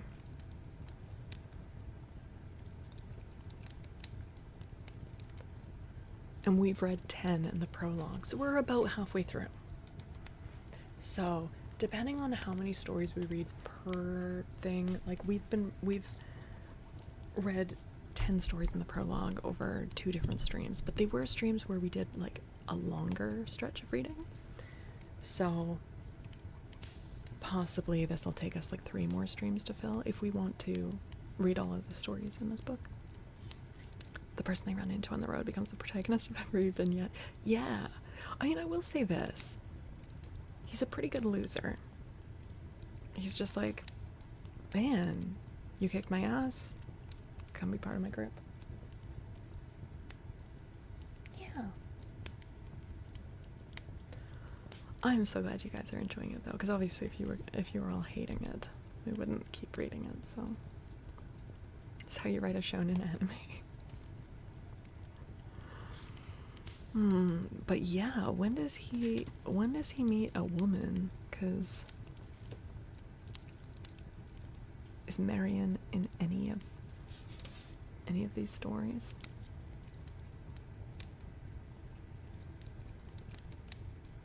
I don't see her in any of the titles. That doesn't mean that she's not in the stories, but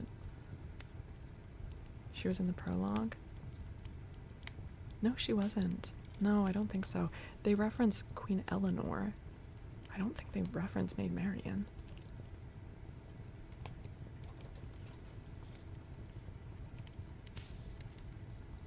No. There is one called Robin Hood Compasses a Marriage. Whether that's his own marriage or not, I don't know. He gave some girls free beef. He did. He did, and he got kisses for it. That's not quite the same. Not quite the same. Well, you guys, this was so much freaking fun. Holy moly. Is this the original or a rewrite? I mean, there's no such thing really as the original because these would have been oral folk tales for a long time, right? The stories of Robin Hood are meant to be set in the 12th century. This collection was written in the 18th century, right? There are many collections writing the stories of Robin Hood. This is just the one that I chose. I thought it looked like fun. It's nowhere near the original, and we've spotted a couple of anachronisms in there, things that would have been far in the past for the author, but would not yet be a thing for when Robin Hood was meant to be alive. So yeah, it is not always history accurate, but these stories would have been told for so long just orally. I don't actually know. I should look into like the oldest collection, but even the oldest collection, you wouldn't be able to say they're the originals. They're just the oldest literary versions. Yeah.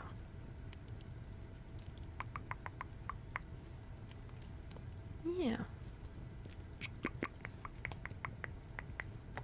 The gold coin he mentioned, yeah. Yeah. So. But that's okay. We don't mind. It's fun anyway. That they are based on a real guy. Yeah, or potentially, like, more than one real guy. You know, like, legends work that way. You get stories and they get kind of, like, mashed together, and then who knows, maybe someone at a bar is, like, heard of a thing, but he's like, oh, this would sound better if I made it about Robin Hood, because everyone has heard of Robin Hood, and instead of saying it's about my friend Bill, and, like, you know, just, like, more and more things get, like, entwined with it.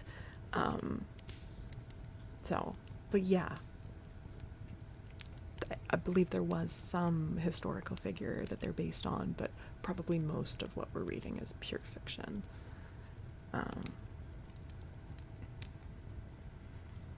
Yeah. But I am having a lot of fun with it. I'm having a lot of fun with it. Alright. Well, here's the plan. We are going to end the YouTube stream, continue on Twitch for a little bit. I am going to take a few minutes of break after I end the YouTube stream just to get up and stretch and such. I need more water. And then we'll do a little bit of ASMR triggers. So I don't know how long we'll go for that, but it would be nice to get even like half an hour. I might go live on the ASMR YouTube channel for that. Anyways, for now, I will bid adieu to YouTube. if you have been watching this, I hope you very much enjoyed it. Thank you for watching. Really appreciate it. That helps support me. If you want to leave a like and or a comment, that would be amazing. If you haven't subscribed and you're willing to, that would be amazing. And yeah, if you want to keep hanging out, we're going to keep going on Twitch. And for future reference, we usually stream for like an hour and a half on Twitch before we even start reading. That's usually more like just hanging out, doing some ASMR triggers, but mostly just shooting the shit in a cozy way. But yeah, I hope you enjoyed this. I will be back. What day is it? It's Sunday, right? I'll be back on Tuesday. I'll be back on Tuesday night. We'll read some more of these. Bye, YouTube.